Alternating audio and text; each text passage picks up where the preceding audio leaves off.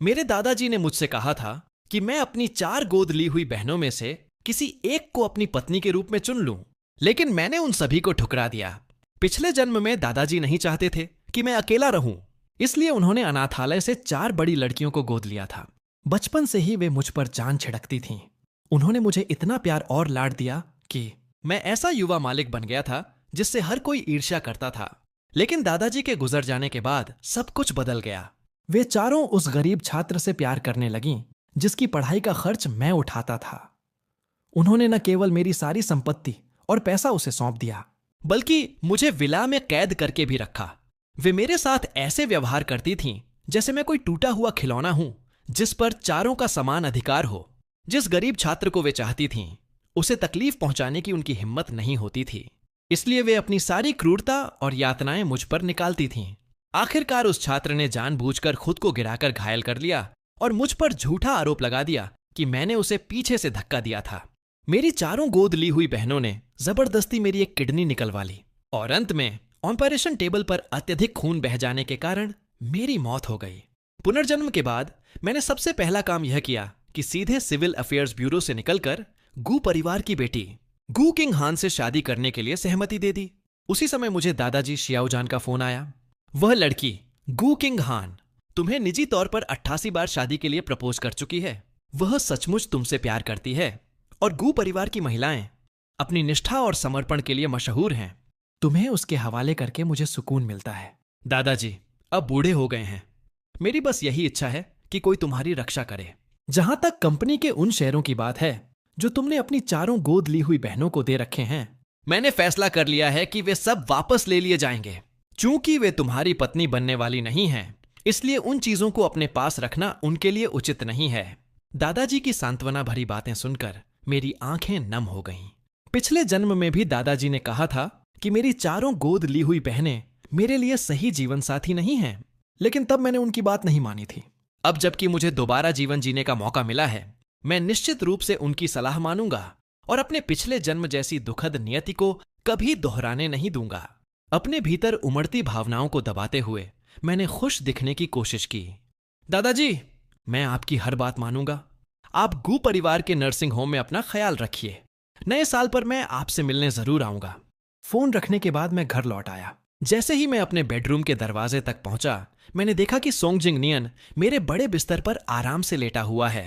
सोंगजिंग नियन वही एहसान फरामोश व्यक्ति था जिसकी पढ़ाई का खर्च मैंने उठाया था। वह वही गरीब छात्र था जिसे पिछले जन्म में मेरी चारों गोद ली हुई बहनें दिलो जान से चाहती थीं। इस समय पूरे शहर में हाइंस आई 4 के नाम से मशहूर वे चारों महिलाएं उसके चारों ओर जमा थीं।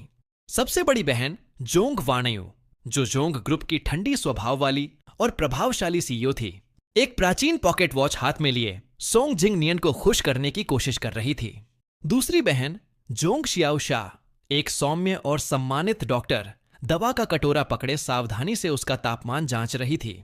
तीसरी बहन जोंग क्युंगचिन, जो अपनी आकर्षक अदाओं के कारण पूरे इंटरनेट पर मशहूर फिल्म स्टार थी, बड़े स्नेह से सोंगजिंग नियन को अपनी बाहों में लिए हुए थी। चौथी बहन जोंग यू, एक विद्रोही स्वभाव की महिला, रेस कार ड्राइवर, उसे हंसाने के लिए मजेदार चेहरे बना रही थी। उन 4 लोगों को देखकर मेरे भीतर अजीब सी भावना उठी। वे परिचित भी लग रहे थे और अजनबी भी। पिछले जन्म की वे अपमानजनक रातें अचानक मेरी आंखों के सामने साफ साफ उभर आईं। कौन सोच सकता था कि वे 4 महिलाएं, जिन पर मैंने सबसे ज्यादा भरोसा किया था और जिन्हें मैंने सबसे अधिक प्यार किया था, एक दिन मेरे साथ सबसे घटिया खिलौने जैसा व्यवहार करेंगी। मेरे प्रेमी को बर्बाद करने की कोशिश कर रहे हो? उनकी यह आरोप लगाती आवाज जैसे फिर से मेरे कानों में गूंज उठी।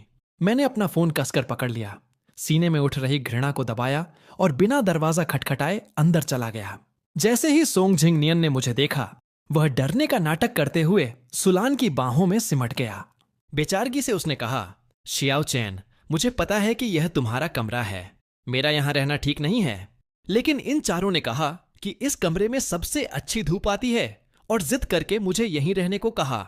सोंगजिंग नियन हमेशा दया बटोरने के लिए खुद को बेचारा दिखाने में माहिर था। पिछले जन्म में अपनी चारों गोद ली हुई बहनों को नाराज होने से बचाने के लिए मैंने उसकी वजह से न जाने कितने नुकसान सह लिए थे, लेकिन अब तो मैं उन चारों को भी नहीं चाहता। फिर मुझे सोंग जिंग नियन को सहने की क्या जरूरत है? मैं ठंडी हंसी हंसा और उसकी बात बीच में ही काट दी। अगर तुम्हें भी लगता है कि यह ठीक नहीं है तो तुरंत यहां से निकल जाओ। मेरी जल्द ही शादी होने वाली है। मेरे घर में किसी और के रहने की कोई जरूरत नहीं। मैं नहीं चाहता कि मेरी होने वाली पत्नी किसी गलत फहमी में पड़े। मेरी बात सुनते ही जोंगयू ने गुस्से से मुझे घूरा। जोंगचेन, क्या तुम ठीक से बात नहीं कर सकते? अगर ढंग से बोलना नहीं आता तो चुप रहो। मुझे तो लगता है कि यहां से निकलने वाला इंसान तुम होना चाहिए। दूसरी बहन ने भी नाराजगी से मेरी ओर देखा। यहां तक कि हमेशा शांत और भावनाहीन दिखने वाली बड़ी बहन जोंग वानयू भी भौहें सिकोड़ बैठी। शियाओचेन, दादाजी ने सचमुच तुमसे कहा था कि हम चारों में से किसी एक को पत्नी के रूप में चुन लो, लेकिन हम में से कोई भी अभी इसके लिए तैयार नहीं है। शादी कोई मजाक नहीं होती। तीसरी बहन जोंग क्योंगचिन ने कांपते हुए सोंग जिंगनियन को सहारा देकर उठाया और कहा, यह तो बस तुम्हारा कमरा कुछ समय के लिए इस्तेमाल कर रहा है। वह तो बस कुछ समय के लिए यहां रह रहा है। उसके अच्छे दोस्त होने के नाते क्या तुम जिंगनियन के लिए थोड़ा समझौता भी नहीं कर सकते? अगर तुम अब भी चाहते हो कि हम तुमसे शादी करें तो तुम्हें अपने बिगड़े हुए अमीरजादे वाले स्वभाव को थोड़ा बदलना होगा। जब तक जिंग यहां है कोई भी महिला तुम्हें छोड़कर उसी को चुनेगी।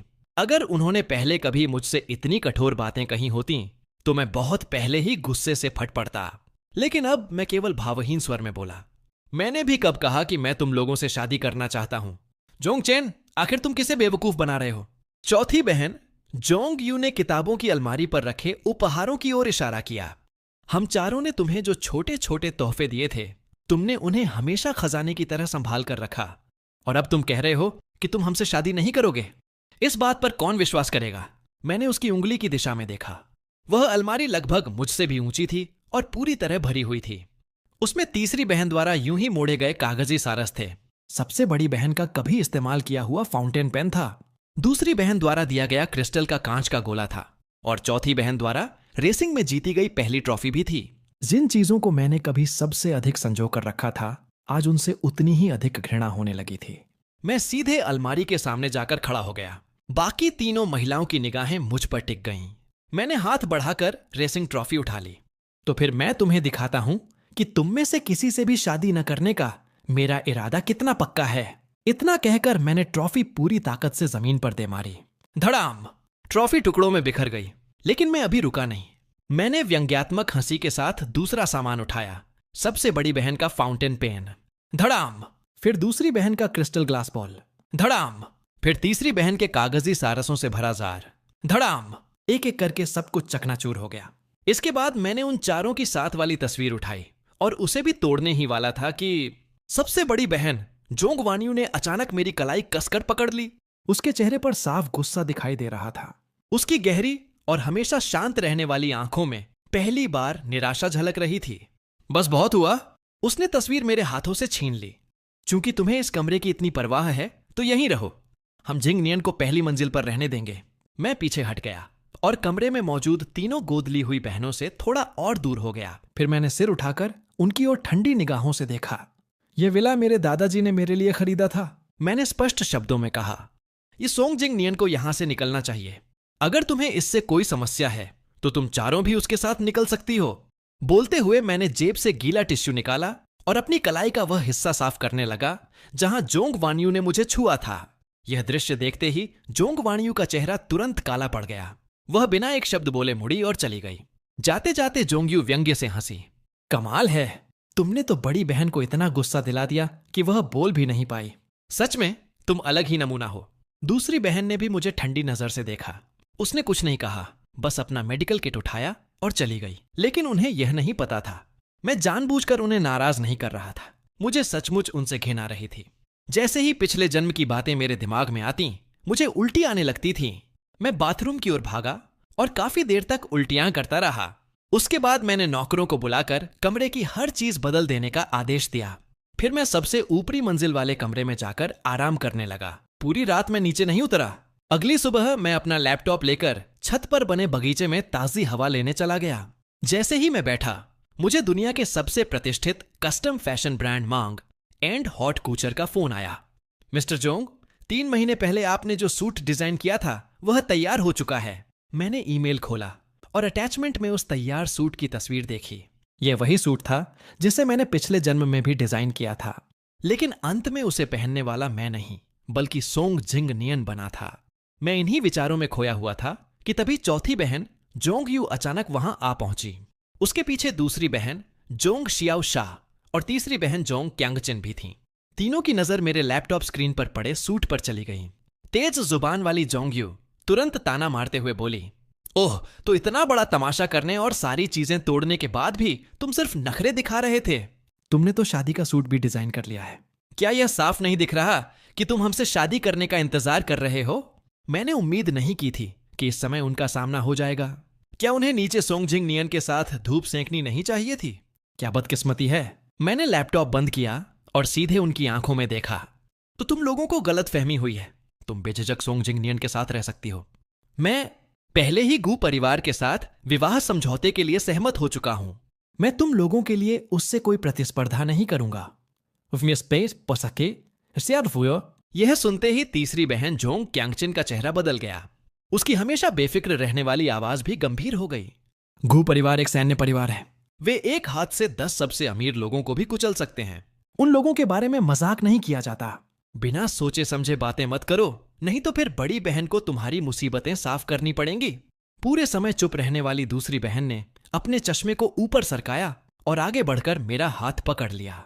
अब बहुत हो चुका, जाओ जिंग नियन से माफी मांगो, फिर हमारा परिवार पहले की तरह शांति से साथ रह सकता है। लेकिन मैंने झटके से दूसरी बहन का हाथ झटक दिया। पीछे हटते हुए मेरा चेहरा पीला पड़ गया। उन चारों में से दूसरी बहन का स्पर्श मुझे सबसे अधिक असहनीय लगता था। कितनी विडंबना थी। कभी उसकी सर्जरी करने वाली उंगलियों की सुरक्षा के लिए मैंने विशेष रूप से लोगों को न्यूजीलैंड से सबसे ताजा दूध हवाई मार्ग से मंगवाने का आदेश दिया था ताकि वह अपने हाथों की देखभाल कर सके। लेकिन आखिरकार उन्हीं हाथों ने मेरी किडनी निकाली थी और मेरी जान ले ली थी। आज तक मैं उस दिल चीर देने वाले दर्द को नहीं भूल पाया था। मैंने ठंडे स्वर में कहा, अगर तुम्हें मेरी बात पर विश्वास नहीं है तो मत करो।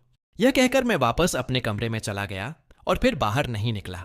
उस शाम एक नौकर मेरे लिए एक पार्सल लेकर आया। डिब्बा खोलने पर अंदर एक प्राचीन शैली की अंगूठी दिखाई दी जिस पर ड्रैगन और फीनिक्स की नक्काशी बनी हुई थी। उसी समय मेरा फोन बज उठा।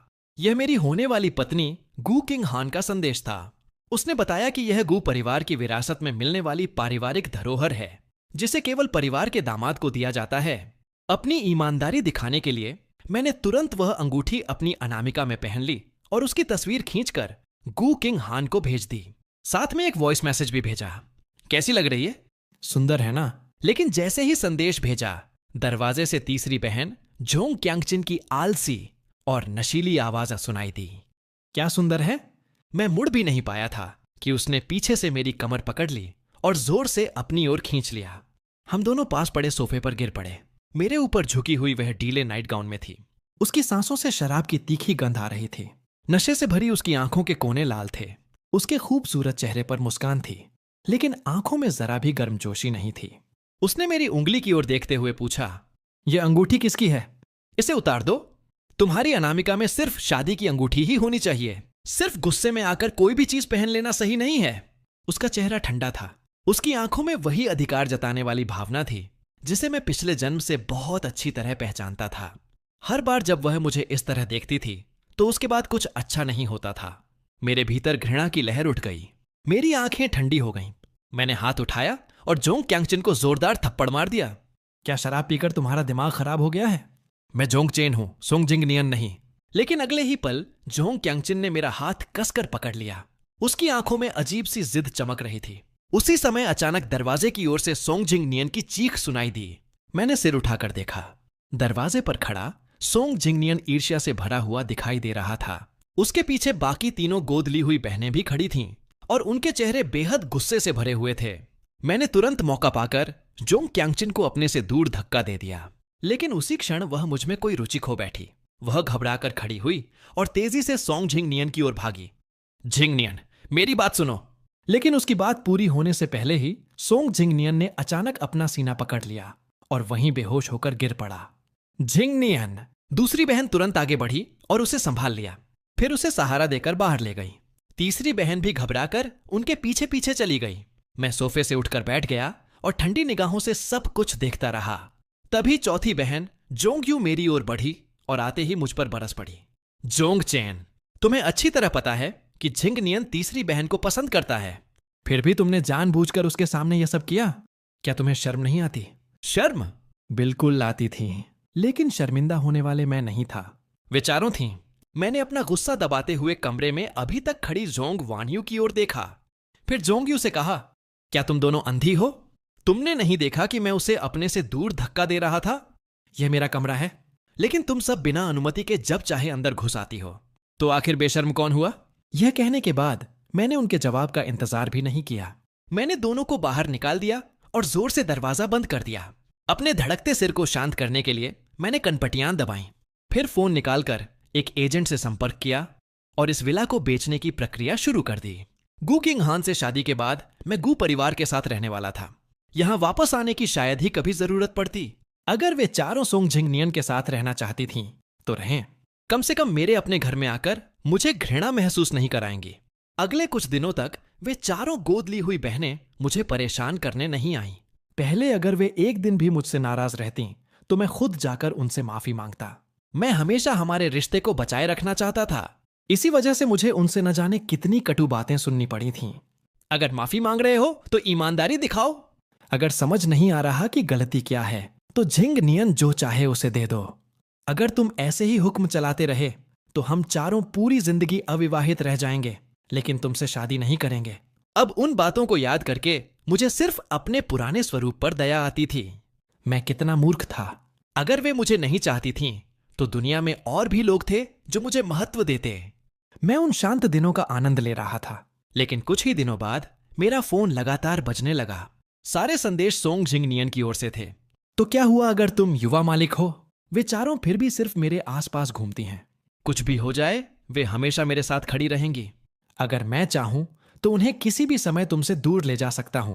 टिंग! एक और नोटिफिकेशन आया। इस बार उसने एक तस्वीर भेजी थी। तस्वीर में सोंग झिंग नियन उपहारों के ढेर के बीच बैठा मुस्कुरा रहा था। और वे उपहार, वही ट्रॉफी, वही फाउंटेन पेन, वही कागजी सारस और वही क्रिस्टल ग्लास बॉल थे जिन्हें मैंने पहले तोड़ दिया था। सब कुछ बिल्कुल वैसा ही दिख रहा था। मैंने बिना किसी भाव के फोन बंद कर दिया। फिर चुपचाप अपना ग्रेजुएशन प्रोजेक्ट जमा कर दिया।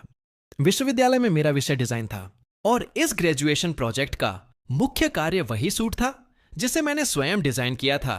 जिस सूट को मैंने अपने ग्रेजुएशन प्रोजेक्ट के लिए तैयार किया था, वही सूट मैंने पहले एंगेनहट कूचर से विशेष रूप से बनवाने के लिए दिया था। एक सप्ताह बाद हाइकिंग डिजाइन अकादमी का ग्रेजुएशन समारोह आ पहुंचा। मैं भी उस भव्य समारोह में शामिल हुआ। जैसे ही मैं हॉल के अंदर दाखिल हुआ, मेरी नजर सबसे पहले सोंग झिंग नियन पर पड़ी। वह चारों गोद ली हुई बहनों से घिरा हुआ था, मानो चांद के चारों ओर सितारे चमक रहे हों। सबसे बड़ी बहन जोंग वानयू उसकी ओर कोमल निगाहों से देखते हुए बोली, यह कस्टम निर्मित सूट एंड कूचर का नवीनतम डिजाइन है। पूरी दुनिया में इसका केवल एक ही नमूना है और यह झिंग नियन पर सबसे ज्यादा जंचता है। दूसरी बहन जोंग शियाओ शाह हल्की मुस्कान के साथ बोली, आज की शाम इस हॉल का सबसे आकर्षक राजकुमार झिंग नियन ही है। सोच रही हूं, क्या बाद में पहला डांस मेरे साथ करोगे? तीसरी बहन जोंग क्यांगचिन ने प्यार से सोंग झिंग नियन का हाथ चूमते हुए शरारती अंदाज में कहा, झिंग नियन, मैं अपनी अगली फिल्म में तुम्हें मुख्य अभिनेता बनाना चाहती हूं। क्या तुम मान जाओगे? चौथी बहन जोंगयू भी पीछे रहने को तैयार नहीं थी। झिंग नियन, मैंने कल एक रेसिंग प्रतियोगिता जीती है। इनाम में मुझे 30 मिलियन युआन की यह रूबी रिंग मिली है। इसे मैं खुद तुम्हें पहनाना चाहती हूं। हाइकिंग के सबसे चर्चित F4, वित्तीय दुनिया की प्रतिभाशाली जोंग वानयू, विश्व स्तरीय डॉक्टर जोंग शियाओ शाह, दोहरी पुरस्कार विजेता फिल्म स्टार जोंग क्यांगचिन और विश्व की शीर्ष पेशेवर महिला रेसर जोंग यू इस समय सोंग झिंग नियन को खुश करने के लिए हर संभव कोशिश कर रही थीं। और मैं, जिसे कभी उन्होंने अपनी हथेलियों पर बिठाकर रखा था, आज सबके उपहास का पात्र बना हुआ था। आसपास खड़े लोग फुसफुसा रहे थे। पहले तो F4 हमेशा जोंग चेन के आसपास रहती थीं। जोंग चेन तो यहां तक कहता था कि F4 में से कोई उससे शादी करेगी। कितना बड़ा मजाक था। असल राजकुमार तो झिंग नियन है। भविष्य में वह निश्चित रूप से F4 में से किसी एक से शादी करेगा। झिंग नियन दयालु और उदार है, जबकि जोंग चेन घमंडी और दबंग है। अगर मैं उनकी जगह होता तो झिंग नियन से कोई गलती भी हो जाती, तब भी उसका साथ देता। मैंने उन तानों पर बिल्कुल ध्यान नहीं दिया। सुरक्षा कारणों से मैंने कभी किसी को नहीं बताया था कि मैं हाईचिन के सबसे धनी व्यक्ति का पोता हूं। सोंग जिंग नियन को छोड़कर स्कूल में हर कोई यही मानता था कि हम दोनों साधारण और गरीब छात्र हैं। उनका विश्वास था कि मुझे जो कुछ भी मिला है वह सिर्फ चारों गोद ली हुई बहनों के पक्षपात की वजह से मिला है। लेकिन सच्चाई कुछ और थी। F4 की सदस्याओं को स्वयं दादाजी ने अनाथालय से चुनकर पाला था। जोंग परिवार ने उन्हें परिवार का हिस्सा मानकर संसाधन दिए, शिक्षा दी और सफलता की ऊंचाइयों तक पहुंचाया। ऐसे में उनका मेरे प्रति अच्छा व्यवहार करना स्वाभाविक ही था। लेकिन अब मैं किसी को कुछ समझाने की कोशिश नहीं करता था। पिछले जन्म में भी यही वह समारोह था जहां गोद ली हुई बहनों ने नई शराब मंगवाई थी, लेकिन उस शराब में नशीला पदार्थ मिला हुआ था। उसके बाद हम पांचों पूरे एक दिन और एक रात तक अराजक घटनाओं में फंसे रहे। उसी दिन से मेरे दुखद जीवन की शुरुआत हुई थी। इस बार मेरा इरादा केवल चुपचाप समारोह पूरा करने का था। मैंने मन ही मन तय कर लिया था कि यहां परोसी जाने वाली किसी भी चीज को हाथ नहीं लगाऊंगा। लेकिन अप्रत्याशित रूप से सबकी ईर्ष्यापूर्ण निगाहों का आनंद लेने के बाद सोंग जिंग नियन खुद मेरे पास आ गया। उसने मुस्कुराते हुए मेरे सामने शराब का गिलास बढ़ाया। शियाओ चेन, उनकी बेकार बातों पर ध्यान मत दो। मुझे पता है कि तुम्हारी चारों बहनें सबसे ज्यादा तुम्हारी ही परवाह करती हैं। ग्रेजुएशन की शुभकामनाएं। मैंने गिलास लेने से इनकार कर दिया। इसके बजाय मैं एक कदम पीछे हट गया। मैं शराब नहीं पीता। इतना कहकर मैंने सोंग जिंग नियन को एक ओर किया और सीधे विश्राम कक्ष की ओर बढ़ गया। पीछे से जोंग्यू की नाराज आवाज सुनाई दी। ते कितना एहसान फरामोश इंसान है। मैंने उसे अनसुना कर दिया। मैं सिर्फ हर जोखिम से बचना चाहता था ताकि पिछली जिंदगी की वही गलती दोबारा न दोहराई जाए। लेकिन विश्राम कक्ष में प्रवेश करने के कुछ ही मिनट बाद अचानक मेरे शरीर में एक परिचित सी बेचैनी फैलने लगी। मेरे दिल में भय की लहर दौड़ गई। अगर मैं मर भी जाऊं तब भी इस एहसास को कभी नहीं भूल सकता था। पिछले जन्म में गोद ली हुई बहनें अक्सर मुझे ऐसी दवाएं देती थीं ताकि मैं उनकी इच्छानुसार व्यवहार कर सकूं। दवा का असर होते ही मेरी सोच और नियंत्रण कमजोर पड़ जाता था। लेकिन आज तो मैंने कुछ भी नहीं खाया पिया था। फिर मैं इस हालत में कैसे पहुंच गया? घबराकर मैंने अपना फोन निकाला। कांपती उंगलियों से मैंने तुरंत पुलिस का नंबर मिलाया। स्थिति समझाने के बाद जैसे ही कॉल समाप्त हुई, विश्राम कक्ष का दरवाजा अचानक जोर से खुल गया। मैंने सिर उठाकर देखा और ऐसा लगा मानो मैं फिर से अपने पिछले जन्म में लौट आया हूं। चारों गोद ली हुई बहनें मेरी ओर बढ़ती चली आ रही थीं। मैं भयभीत होकर पीछे हटने लगा। मेरे पैर बेकाबू होकर कांप रहे थे। तुम लोगों को यहां किसने बुलाया? बाहर निकल जाओ। जोंगियो तुरंत आगे बढ़ी और अधीरता से बोली, क्या यह तुम ही नहीं थे जिसने हमें संदेश भेजकर यहां आने के लिए कहा था? बाकी तीनों भी धीरे धीरे मेरी ओर बढ़ने लगीं। मैं पीछे हटता गया, लेकिन अब पीछे जाने के लिए कोई जगह नहीं बची थी। मैं कमरे के कोने में सिमट गया और कांपने लगा। उस क्षण ऐसा लगा मानो पिछले जन्म की सारी भयावह यादें फिर से जीवित हो उठी हों। मैंने उन चारों को फिर से अपने चारों ओर घिरते हुए देखा। मेरे पास मत आओ, कृपया मत आओ। मेरी आवाज कांप रही थी। मेरी आंखों में आंसू भर आए थे। धुंधली रोशनी मेरे पीले चेहरे पर पड़ रही थी। मैंने अपने होंठ कसकर भींच लिए। आंखों के कोने लाल हो गए थे। कमरे में तनाव और बेचैनी इतनी गहरी थी कि सांस लेना भी मुश्किल लग रहा था। चारों महिलाओं की निगाहें अचानक बदल गईं, लेकिन उनमें से कोई भी पीछे नहीं हटा। वे एक एक कदम आगे बढ़ते गए और पूरी तरह से मुझे घेर लिया। तीसरी बहन जोंग क्यांगचिन सीधे मेरे सामने झुककर बैठ गई। उसने मेरे बाल पकड़ लिए और होंठों पर हल्की मुस्कान लाते हुए बोली, हमें यहां तुमने ही तो बुलाया था, है ना? अब जबकि हम आ गए हैं तो यह नाटक क्यों कर रहे हो? इतना दिखावा किस लिए? चारों ने एक दूसरे की ओर देखा। उनकी आंखों में झलकती तीव्र अधिकार भावना धीरे धीरे मेरे पिछले जन्म की भयावह यादों से मिलती जुलती लगने लगी। मैं पूरी ताकत से बचने की कोशिश कर रहा था, लेकिन मेरा शरीर मेरा साथ नहीं दे रहा था। क्यों? मैं तो अपने पिछले जीवन के दुखद अंत से बस एक कदम दूर निकल चुका था। फिर ऐसा क्यों हो रहा था? चारों के हाथ मेरी कमर तक पहुंच गए जब मैं पूरी तरह निराशा में डूब चुका था। धड़ाम! अचानक दरवाजा जोर से खुला। आंखों के कोने से मैंने देखा कि पुलिस कर्मी मेरी ओर दौड़ते हुए आ रहे हैं। 3 मीटर, 2 मीटर, 1 मीटर और तेज, बस थोड़ा और तेज। जैसे ही एक पुलिस अधिकारी ने मुझे सहारा देकर उठाया, मेरे भीतर जमा तनाव टूट गया। आखिरकार मैं सुरक्षित था। मेरी चेतना धुंधली पड़ने लगी और मैं बेहोश हो गया। मैं बच गया था। अब मैं कभी भी अपने पिछले जीवन जैसी नियति का शिकार नहीं बनूंगा, कभी नहीं। जब मेरी आंख खुली, मैं अस्पताल में था। चारों गोद ली हुई बहनें मेरे बिस्तर के आसपास खड़ी थीं। सबसे बड़ी बहन जोंग वान्यू ने मुझे पानी का गिलास थमाया। उसके चेहरे पर असामान्य रूप से कोमल चिंता दिखाई दे रही थी। अच्छा हुआ तुम जाग गए। अब कहीं असहज महसूस तो नहीं कर रहे? थोड़ा पानी पी लो। मैं कुछ क्षणों तक स्तब्ध सा उसे देखता रहा। बहुत समय हो गया था जब मैंने उसकी आंखों में अपने लिए चिंता देखी थी। बाकी तीनों ने भी एक दूसरे की ओर देखा और राहत की सांस ली, मानो मेरे ठीक होने से उन्हें सुकून मिला हो। लेकिन उनका यह व्यवहार सच्चा था या केवल दिखावा, अब मुझे उससे कोई फर्क नहीं पड़ता था। मैंने चुपचाप पानी का एक घूंट लिया। तभी जोंग वान्यू बोली, अब जब तुम ठीक हो गए हो तो जाकर पुलिस रिपोर्ट वापस ले लो। बड़ी बहन जानती है कि तुम सबसे समझदार हो। दूसरी बहन तुरंत उसकी बात से सहमत हो गई। लाउंज में जो उत्तेजक धूप बत्ती थी, पुलिस को पता चला कि उसके पीछे जिंगनियन था, लेकिन उसे भी किसी ने फंसाया है। मुझे यकीन है कि वह कभी तुम्हें नुकसान पहुंचाने की कोशिश नहीं करेगा। बाकी दो बहनें भी बोलने लगीं। वे सभी मुझे सोंग जिंगनियन को छोड़ देने के लिए समझा रही थीं। ऐसा लग रहा था जैसे उन्हें डर हो कि कहीं उसे जरा सी भी परेशानी न उठानी पड़े। मैंने गिलास को इतनी जोर से पकड़ा कि उंगलियां सफेद पड़ गईं। मेरे भीतर गुस्सा उबल रहा था। इस जीवन में मैंने शराब की एक बूंद तक नहीं पी थी, फिर भी वही घटना दोबारा हुई। तो क्या पिछले जन्म में भी शराब में मिलाया गया नशीला पदार्थ सोंग जिंगनियन की ही योजना थी? क्या मेरे दोनों जन्मों की सारी त्रासदी का असली कारण वही था? यह विचार आते ही मेरा पूरा शरीर गुस्से से कांप उठा। मैंने दांत भींचकर कहा, मैं यह केस कभी वापस नहीं लूंगा। मेरे रवैये को देखकर चारों नाराज होकर अस्पताल से चली गईं। उसके बाद वे मुझे देखने भी नहीं आईं। मैंने अस्पताल में 3 दिन बिताए। पूरे समय अपना ख्याल खुद रखा और केवल अस्पताल का साधारण खाना खाया। तीसरे दिन सुबह मैं दलिए का पहला निवाला ही खा रहा था कि वार्ड का दरवाजा अचानक खुल गया। सोंग जिंगनियन चमकते जूतों में अंदर आया। उसके चेहरे पर आत्मसंतुष्ट मुस्कान थी। जोंगचेन मुझे देखकर हैरान हो गए। तो क्या हुआ अगर तुम्हें पता चल गया कि तुम्हें नशा मैंने ही दिया था?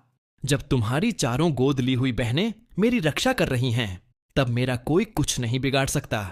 मैं उससे बात भी नहीं करना चाहता था, लेकिन तभी उसने अपनी कॉलर ठीक की और मेरी नजर उसकी उंगली पर पड़ी। मेरे चेहरे का रंग तुरंत बदल गया। उसकी उंगली में वही प्राचीन ड्रैगन और फीनिक्स वाली चांदी की अंगूठी थी। मैंने तुरंत अपनी उंगली की ओर देखा। मेरी अंगूठी सचमुच गायब थी। मेरे भीतर गुस्से का विस्फोट हो गया। मैं बिस्तर से उतर पड़ा। सोंग जिंगनियन, तुम्हें मेरी अंगूठी पहनने की इजाजत किसने दी? अभी के अभी उतारो उसे।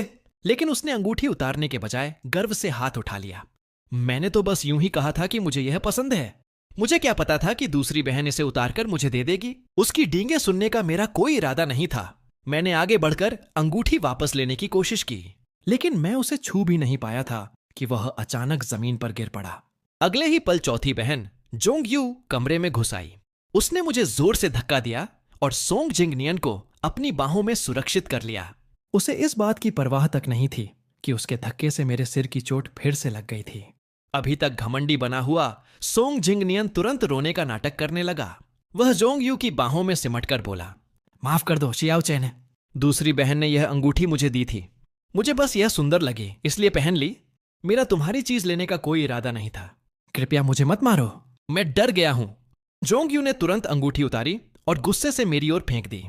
एक बेकार सी अंगूठी के लिए तुमने जिंगनियन पर हाथ उठाया? तुम इतने निर्दयी कैसे हो सकते हो? मैंने उसकी बात अनसुनी कर दी। मैंने तुरंत अंगूठी उठाई और सावधानी से उस पर लगी धूल साफ करने लगा। दरवाजे पर खड़ी दूसरी बहन के चेहरे से भी मुस्कान गायब हो चुकी थी। यह अंगूठी तो पुरानी और बेकार लग रही है। क्या यह सच में इतनी महत्वपूर्ण है? तुम अभी भी ठीक से स्वस्थ नहीं हुए हो, लेकिन अपनी सेहत की कोई परवाह नहीं है। इधर आओ, मैं तुम्हारी चोट देखती हूं। मैंने उनकी ओर देखकर चिल्लाया, बाहर निकल जाओ। तुम सब अभी के अभी बाहर निकल जाओ। मेरी आवाज इतनी तेज थी कि जोंग यू कुछ पल के लिए स्तब्ध रह गई। फिर वह सोंग जिंगनियन को लेकर बाहर चली गई। दूसरी बहन भी बिना मेरी मदद किए ठंडे चेहरे के साथ चली गई। उनके जाने के बाद मैंने दरवाजा बंद कर दिया, लेकिन मेरे चेहरे पर दुख का नामो निशान नहीं था। केवल वही लोग हमें चोट पहुंचा सकते हैं जिनकी हम परवाह करते हैं, और इस जीवन में मैं उनसे जितना जल्दी हो सके सारे रिश्ते तोड़ देना चाहता था। अगली सुबह मुझे अस्पताल से छुट्टी मिल गई, लेकिन बाहर निकलते ही मैंने महसूस किया कि हर कोई मुझे अजीब निगाहों से देख रहा है। मेरा मन अचानक अशुभ आशंका से भर गया। मैंने तुरंत फोन निकाला। मेरा नाम इंटरनेट पर सबसे ऊपर ट्रेंड कर रहा था। हाइकिंग डिजाइन अकादमी के लोकप्रिय छात्र जोंग चेन पर साहित्यिक चोरी का आरोप। गरीब छात्र जिंगनियन के ग्रेजुएशन डिजाइन को लेकर बड़ा विवाद। ये सब मेरे पिछले जीवन में भी हुआ था। तब मुझे चारों बहनों ने विला में कैद कर रखा था। उन्होंने मेरे अकाउंट से माफीनामा पोस्ट करवाया और मुझसे अपराध स्वीकार करवाया।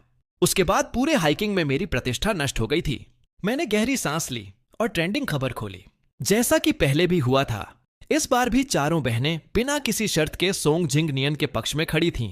पहले वीडियो में जोंग ग्रुप मुख्यालय के सामने जोंग वान्यू कैमरे की ओर देखते हुए बोली, वह जिंग नियन जोंग ग्रुप की नजर में बेहद प्रतिभाशाली व्यक्ति है। मुझे उस पर पूरा विश्वास है। दूसरे वीडियो में फिल्म की प्रेस कॉन्फ्रेंस के दौरान जोंग क्यांगचिन ने खुद सोंग जिंग नियन को मंच पर बुलाया। दूसरी बहन उसके साथ खड़ी थी। दोनों ने उसके हाथ थामकर कहा, हम हमेशा विश्वास करेंगे कि जिंग नियन एक दयालु और निष्कलंक इंसान है। तीसरे वीडियो में रेस ट्रैक पर जोंग्यू अपनी रेस कार चला रही थी। उसकी कार पर बड़े अक्षरों में लिखा था, सोंग जिंग नियन का समर्थन, मानो उसे गर्व से पूरी दुनिया को दिखाना चाहती हो। हाइकिंग का प्रभावशाली जोंग परिवार, प्रसिद्ध F4, सभी सोंग जिंग नियन के पीछे खड़े थे। एक ही पल में जनता की राय पूरी तरह उसके पक्ष में चली गई और मैं सबकी नजरों में घृणा का पात्र बन गया। कौन सा कैंपस हार्ट थ्रॉब? वह तो बस दिखावटी धोखेबाज है। मुझे लगता है जोंग चेन ने 5 मिलियन युआन की पुरस्कार राशि के लिए जिंग नियन का डिजाइन चुराया है। कोई आश्चर्य नहीं कि F4 अब उसके आसपास नहीं रहती। उसके पास सिर्फ चेहरा है, प्रतिभा नहीं। सोंग जिंग नियन जैसा असली प्रतिभाशाली इंसान उससे कहीं बेहतर है। मैं स्क्रीन को घूरता रहा। पिछले जन्म में मुझसे जबरन अपराध स्वीकार करवाया गया था। मेरी प्रतिष्ठा नष्ट हो गई थी और मुझे उद्योग से ब्लैकलिस्ट कर दिया गया था। लेकिन इस बार मैंने पहले से तैयारी कर रखी थी। मैं तुरंत विला लौटा, अपने मूल डिजाइन ड्राफ्ट निकाले, फिर वेबो पर एक विस्तृत स्पष्टीकरण पोस्ट किया। मैंने पूरे डिजाइन की रचना प्रक्रिया, प्रारंभिक स्केच और हर प्रेरणा स्रोत का विस्तार से वर्णन किया। पोस्ट के अंत में मैंने केवल एक वाक्य लिखा, मैं जोंग चेन कभी किसी की नकल नहीं करूंगा। पोस्ट होते ही इंटरनेट पर भारी चर्चा शुरू हो गई, लेकिन केवल 3 मिनट बाद ही वेबो अचानक क्रैश हो गया और मेरा स्पष्टीकरण गायब हो गया। तभी सबसे बड़ी बहन जोंग वान्यू का फोन आया। हाँ शियाओ चेन, साहित्यिक चोरी वाली बात यहीं खत्म कर दो। जिंग नियन की तबीयत ठीक नहीं है। मैं नहीं चाहती कि वह परेशान हो। उसकी आवाज इतनी सामान्य थी मानो यह कोई महत्वहीन बात हो। मेरा बायां हाथ मुट्ठी में बदल गया, नाखून हथेली में धंस गए। तो मेरा स्पष्टीकरण हटवाने वाली भी तुम ही थी। फोन के दूसरी तरफ उसकी आवाज शांत बनी रही। ट्रेंडिंग विषय हटवाने वाली भी मैं ही थी। उसकी बात पूरी होने से पहले ही मैं गुस्से में बोल पड़ा, तुम्हें किस अधिकार से यह सब हटाने का हक मिला? स्पष्ट रूप से सोंग जिंग नियन ने मेरा काम चुराया है, तो सजा मुझे क्यों भुगतनी चाहिए? दूसरी ओर से शांत जवाब आया, तुम्हें पैसों की कमी तो है नहीं। लोग बस थोड़ी देर तक चर्चा करेंगे, चिंता मत करो, यह मामला जल्दी शांत हो जाएगा। उसकी निर्लज्ज बातों पर मुझे हंसी आ गई। क्या यह सिर्फ पैसों का सवाल है? एक डिजाइनर पर अगर नकलची होने का दाग लग जाए तो वह इस उद्योग में आगे कैसे काम करेगा? लेकिन उसकी आवाज में कोई बदलाव नहीं आया। तुम जोंग परिवार के युवा मालिक हो, चाहे जीवन भर काम ना करो, फिर भी आराम से जी सकते हो। लेकिन अगर जिंग नियन पर नकल का आरोप लग गया तो पूरा उद्योग उसे ठुकरा देगा। एक गरीब छात्र होने के नाते उसका भविष्य पूरी तरह बर्बाद हो जाएगा। बस यह मामला यहीं समाप्त होता है। तुम्हें इस बारे में दोबारा बात करने की अनुमति नहीं है। इतना कहकर जोंग वान्यू ने फोन काट दिया। गुस्से से मेरा सीना दर्द करने लगा। 2 जिंदगियां जीने के बाद भी दोनों बार उन्होंने बिना किसी झिझक के मेरा साथ छोड़ दिया था। अब मेरे भीतर उनके लिए केवल निराशा बची थी। तभी मुझे याद आया कि जब मैंने पहले विवाह समझौते के लिए सहमति दी थी, तब दादाजी ने मेरे लिए जोंग परिवार के उत्तराधिकारी के रूप में एक सत्यापित वेबो अकाउंट बनवाया था।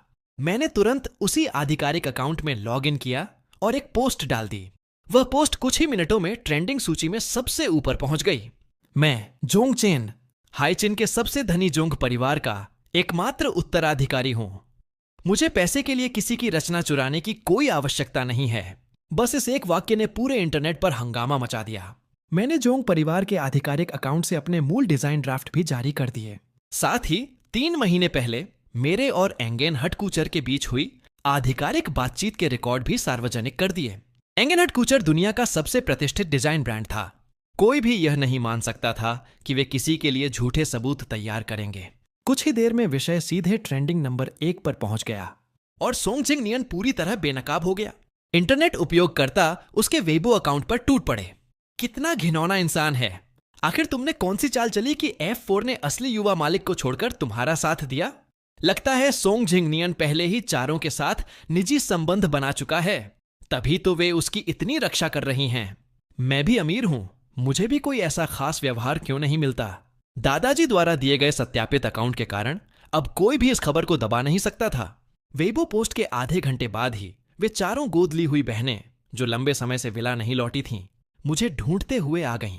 तीसरी बहन जोंग क्यांगचिन सबसे पहले आगे बढ़ी। उसने अपना अहंकार थोड़ा नीचे रखा और उसी नरम लहजे में बोली जिससे वह बचपन में मुझे मनाया करती थी। शियाओ चेन, अब तो तुम्हारा गुस्सा निकल गया होगा। वह मेरे बिखरे बाल ठीक करने के लिए हाथ बढ़ाने लगी, लेकिन मैंने उसका हाथ झटक दिया। मैंने सामने खड़े चारों लोगों की ओर देखा। आज वे सभी सफल और प्रसिद्ध थीं। शायद वे बहुत पहले भूल चुकी थीं कि उन्हें यह सब कैसे मिला था, लेकिन मुझे उन्हें याद दिलाने में कोई आपत्ति नहीं थी। मेरे होंठों पर व्यंग्यपूर्ण मुस्कान उभरी। तो अब तुम्हें मेरी याद आई? जब पूरी दुनिया मुझे साहित्यिक चोर कह रही थी, तब तुम लोग क्या कर रही थी? तुम में से हर एक सोंग झिंगनियन का समर्थन कर रही थी। शायद तुम भूल चुकी हो कि दादाजी ने तुम्हें पाला पोसा इसलिए था ताकि तुम मेरी रक्षा कर सको। लेकिन तुमने मेरी रक्षा तो दूर, किसी और के लिए बार बार मुझे ही चोट पहुंचाई। क्या तुम्हें सच में लगता है कि मैं वेइबो पोस्ट हटा दूंगा? मेरे मुंह से दादाजी का नाम सुनते ही चारों के चेहरे बदल गए। सबसे पहले जोंग्यू अपना आपा खो बैठी। तुम सिर्फ झिंगनियन से जलते हो। तुम्हें डर है कि वह हमें तुमसे छीन लेगा, है ना? ठीक है, हम अभी तुमसे शादी कर लेते हैं, ठीक? उसके अहंकारी स्वर पर मैं हंस पड़ा। जरूरत नहीं, मैं अब तुम में से किसी से भी शादी नहीं करना चाहता। उन्हें शायद उम्मीद नहीं थी कि मैं इतनी साफ तरह से मना कर दूंगा। चारों के चेहरे और भी बदसूरत हो गए, मानो उन्हें गुस्सा आ रहा हो कि वे इतनी रियायत देने के बाद भी मैं झुक नहीं रहा था। जोंग क्यांगचिन ने अपनी कनपटी दबाई और फिर समझाने लगी, अच्छे बच्चे बनो। मुझे पता है कि तुम हम चारों में से किसी एक से शादी करना चाहते हो। अब तुम जिसे चाहो चुन लो, कोई भी हो वह मान जाएगी। बस वेइबो पोस्ट हटा दो। जोंग वानयू भी आगे बढ़ी। उसने नरम आवाज में कहा, अगर तुम पोस्ट हटा दो तो अगले हफ्ते ही तुम्हारे साथ शादी कर सकते हैं। मैंने ठंडे स्वर में जवाब दिया, जरूरत नहीं। मेरी पहले से एक पत्नी है, उसका नाम गू किंग हान है। वह मुझे पसंद करती है। उसने निजी तौर पर 88 बार मुझे प्रेम प्रस्ताव दिया है। पहले मैं हमेशा यही सोचता था कि मेरी शादी चारों गोद ली हुई बहनों में से किसी एक से होगी। इसीलिए मैंने कभी उन्हें गू किंग हान की भावनाओं के बारे में नहीं बताया था। अब चारों ने एक दूसरे की ओर देखा। उनकी आंखों में साफ अविश्वास था। जोंग्यू उपहास से हंसी। गू किंग हान एक प्रतिष्ठित सैन्य परिवार से आती है। उनके परिवार में नियम कायदे बहुत सख्त हैं। मैं तुम्हें नीचा दिखाने की कोशिश नहीं कर रही, लेकिन उन्हें एक सुसंस्कृत और परिपक्व व्यक्ति चाहिए। तुम जैसे जिद्दी और बिगड़े हुए युवा मालिक में ऐसा क्या है जो उनसे मेल खाता हो? फिर उसने तिरस्कार से कहा, अगर तुम सच में फैसला नहीं कर पा रहे तो हम चारों तुमसे एक साथ भी शादी कर सकती हैं। मैंने चारों की ओर देखा। बाकी तीनों ने भी स्पष्ट रूप से जोंग्यू की बात से सहमति जताई थी। मैंने कभी नहीं सोचा था कि सोंग झिंगनियन की प्रतिष्ठा बचाने के लिए वे इस हद तक समझौता कर लेंगी। पुनर्जन्म के बाद मैंने फिर वही ग्रेजुएशन डिजाइन इस्तेमाल किया था। माफ करने के लिए नहीं, बल्कि इसलिए कि सोंग झिंगनियन को उसी के तरीके से जवाब दे सकूं। मैं उन्हें मना करने ही वाला था कि तभी सोंग झिंगनियन रोता हुआ अंदर दौड़ आया। वह सीधे घुटनों के बल बैठ गया। शियाओ चेन, मुझे सच में नहीं पता था कि वह तुम्हारा ग्रेजुएशन डिजाइन था। मैंने बस चौथी बहन के पास वह ड्राफ्ट देखा था। मुझे उससे प्रेरणा मिली और मैंने थोड़ा सा इस्तेमाल कर लिया। कृपया इस बार मुझे माफ कर दो। मैं पहाड़ों के एक गरीब परिवार से हूं। यहां तक पहुंचने में मुझे बहुत संघर्ष करना पड़ा है। अगर मेरी प्रतिष्ठा बर्बाद हो गई तो मेरा पूरा जीवन खत्म हो जाएगा। मेरा कोई परिवार नहीं है। अगर मुझे वापस गांव लौटना पड़ा तो वहां के लोग मुझे किसी 60-70 साल की विधवा के साथ जबरन शादी करवा देंगे। सोंग झिंगनियन को इस तरह रोते देखकर चारों बहनों का दिल पसीज गया। लेकिन मैं शुरू से अंत तक केवल चौथी बहन जोंग्यू को देखता रहा। आखिरकार वह अपना धैर्य खो बैठी। वह आगे बढ़ी और सोंग झिंगनियन को उठाकर खड़ा किया। फिर मेरी ओर देखकर बोली, अब उससे और मत गिड़गिड़ाओ। हाँ, चिंता मत करो। अगर तुम्हारी प्रतिष्ठा नष्ट भी हो गई तो मैं पूरी जिंदगी तुम्हारा साथ दूंगी। मैंने उसकी बात को बिल्कुल गंभीरता से नहीं लिया, लेकिन उसके बगल में खड़ी जोंग वानायू ने भी सहमति में सिर हिलाया। तुम सचमुच बहुत बिगड़ चुके हो। मैं उपहास से हंसा। मैं सबसे अमीर व्यक्ति का पोता हूं। जोंग परिवार का एकमात्र उत्तराधिकारी हूं। शायद थोड़ा घमंडी होना मेरे लिए बिल्कुल सामान्य है। फिर मैंने उसकी आंखों में देखते हुए कहा, बड़ी बहन, क्या तुम्हें सोंग झिंगनियन पर इतना तरस सिर्फ इसलिए आता है क्योंकि वह अनाथ है? अनाथ शब्द सुनते ही चारों के चेहरे बदल गए। आखिर वे भी तो कभी अनाथालय से लाई गई बच्चियां थीं। यह बात उन्हें सबसे अधिक चुभती थी। यहां तक कि हमेशा शांत रहने वाली जोंग वाणियू का चेहरा भी गुस्से से लाल हो गया। वह बिना कुछ कहे मुड़ी और चली गई। दूसरी बहन ने सिर हिलाया। तुमने मुझे सचमुच निराश किया है। जोंग क्यांगचिन के चेहरे से भी उसकी चिर परिचित मुस्कान गायब हो गई। तुम इतने बदल गए हो कि अब मैं तुम्हें पहचान भी नहीं पा रही। एक एक करके सभी वहां से चली गईं। मैं उनकी जाती हुई पीठ को देखता रहा और खुद पर व्यंग्यपूर्ण हंसी हंस पड़ा। कितना मजेदार है ना? पिछले जन्म में इतना सब कुछ सहने वाला मैं था। निराश होने का अधिकार भी मेरा होना चाहिए था, लेकिन अब मैंने बस कुछ सच्ची बातें कह दी और वे ऐसे प्रतिक्रिया दे रही थीं जैसे सबसे बड़ा अपराध मैंने किया हो। वाकई हास्यास्पद। मैं अब उनके बारे में और नहीं सोचना चाहता था। मेरी शादी गू किंग हान से करीब आ रही थी। मुझे उसके लिए कोई अच्छा उपहार चुनना चाहिए था। हार, अंगूठी, झुमके या फिर कोई खूबसूरत ब्रोच। मैं सुबह से रात तक अनगिनत लग्जरी ब्रांड्स की तुलना करता रहा। आखिरकार मुझे एक उपयुक्त उपहार मिल गया। मैं भुगतान करने ही वाला था कि तभी सोंग जिंगनियन का संदेश आया। तो क्या हुआ अगर तुमने वेइबो पोस्ट नहीं हटाई? वे चारों नए साल की पूर्व संध्या पर मुझसे एक साथ शादी करके मेरी भरपाई कर रही हैं। उसके तुरंत बाद उसने शादी के निमंत्रण की तस्वीर भेजी। निमंत्रण पत्र पर एक दूल्हे का नाम था, सोंग जिंगनियन, और दुल्हनों की जगह। मैंने तुरंत अपना सोशल मीडिया खोला। जैसा कि उम्मीद थी, सोंग जिंगनियन ने भी। यह रहा हिंदी अनुवाद। सोंग जिंगनियन ने भी वही शादी का निमंत्रण अपने सोशल मीडिया पर पोस्ट कर दिया था। मैंने व्यंग्य भरी मुस्कान के साथ उस पोस्ट को लाइक किया और नीचे अपनी शुभकामनाएं भी लिख दी। फोन बंद करने ही वाला था कि चौथी बहन जोंग्यू का फोन आ गया। उसकी आवाज में एक अजीब सी आत्मसंतुष्टि थी, मानो वह इसी पल का इंतजार कर रही हो। जोंगचेन, अब तुम्हें अपनी गलती का एहसास हुआ? अगर तुम जिंगनियन से माफी मांग लो तो हम यह शादी रद्द कर देंगे। मैं ठंडे स्वर में हंसा। मैंने कोई गलती नहीं की। तो फिर माफी क्यों मांगूं? जब तुम सब सोंग जिंगनियन को पसंद करती हो और मेरे जैसे घमंडी तथा जिद्दी युवा मालिक को तुच्छ समझती हो, तो मुझे भी अब तुम्हारे बीच रहने की कोई जरूरत नहीं है। मेरी बात खत्म होते ही फोन के दूसरी तरफ बाकी तीनों गोद ली हुई बहनों की आवाजें सुनाई दीं। जोंग्यू तुरंत भड़क उठी। फोन काटने से पहले उसने केवल एक बात कही, उम्मीद है बाद में तुम्हें पछतावा नहीं होगा। लेकिन मुझे कभी पछतावा नहीं होने वाला था। इस जीवन में मैं आखिरकार अपने पिछले जन्म की दुखद नियति से बच निकला था। अब मेरी सबसे बड़ी इच्छा बस यही थी कि मैं उन चारों से हमेशा के लिए दूर चला जाऊं। फोन बंद करने के बाद मैं चैन की नींद सो गया। अगली सुबह फोन की घंटी से मेरी आंख खुली। दादाजी का फोन था। शियाओ चेन, मैंने इंटरनेट पर सब देख लिया है। मुझे उम्मीद नहीं थी कि इतने वर्षों तक जिन लोगों को मैंने पाला पोसा वे इतने एहसान फरामोश निकलेंगे। मैं तुरंत आदेश देता हूं कि उनके सारे विशेष अधिकार वापस ले लिए जाए। फोन के दूसरी तरफ भी मैं उनके क्रोध को साफ महसूस कर सकता था। मुझे डर था कि कहीं गुस्से में उनकी तबीयत खराब ना हो जाए। इसीलिए मैंने धीरे से उन्हें समझाया, दादाजी अब गुस्सा मत कीजिए, मुझे अब उनसे कोई लगाव नहीं रहा। और फिर अब मेरे पास गू किंग हान है। आपने खुद कहा था ना कि आगे से वह मेरी रक्षा करेगी। तब जाकर दादाजी थोड़े शांत हुए। तुम्हारी और गू किंग हान की शादी एक सप्ताह बाद तय है। नए साल की पूर्व संध्या पर विवाह होगा। इस दौरान खुद को अच्छी तरह तैयार कर लो। फोन रखने के बाद मुझे रियल एस्टेट एजेंट का संदेश मिला। मिस्टर जोंग, आपका घर बहुत अच्छी कीमत पर बिक गया है। खरीदार नए साल की पूर्व संध्या पर आकर घर का आधिकारिक हस्तांतरण पूरा करेगा। मैं मुस्कुरा उठा। बहुत अच्छा। इस तरह मेरे जाने के बाद वे पांचों लोग यहां रहकर मेरी चर्चा भी नहीं कर पाएंगे। मैं नीचे गया और नौकरों को आदेश दिया कि विला में मौजूद चारों गोद ली हुई बहनों से जुड़ी हर चीज इकट्ठी कर ली जाए। फिर मैंने आंगन में उन सभी चीजों को जला दिया। इतना ही नहीं, मैंने खुदाई मशीनें भी बुलवाईं और पूरे बगीचे में लगे क्रैब एप्पल के पेड़ों को जड़ से उखड़वा दिया। ये वही पेड़ थे जो उस दिन लगाए गए थे जब चारों बहनें पहली बार हमारे घर आई थीं। जब मैं 10 साल का था तब से ये पेड़ हमारे साथ बिताए गए हर पल के गवाह रहे थे। लेकिन अब उन्हें देखते ही मेरे भीतर चिढ़ पैदा होती थी। मैं उन्हें पूरी तरह मिटा देना चाहता था, ठीक वैसे ही जैसे मैं उन चारों को अपने दिल से हमेशा के लिए निकाल देना चाहता था। सब कुछ खत्म होने के बाद विला खाली तो लग रहा था, लेकिन एक अजीब सी ताजगी भी महसूस हो रही थी। मैं थोड़ा आराम करने ही वाला था कि दरवाजे से जोंग्यू की हैरान आवाज सुनाई दी। आंगन के सारे क्रैब एप्पल के पेड़ कहाँ गए?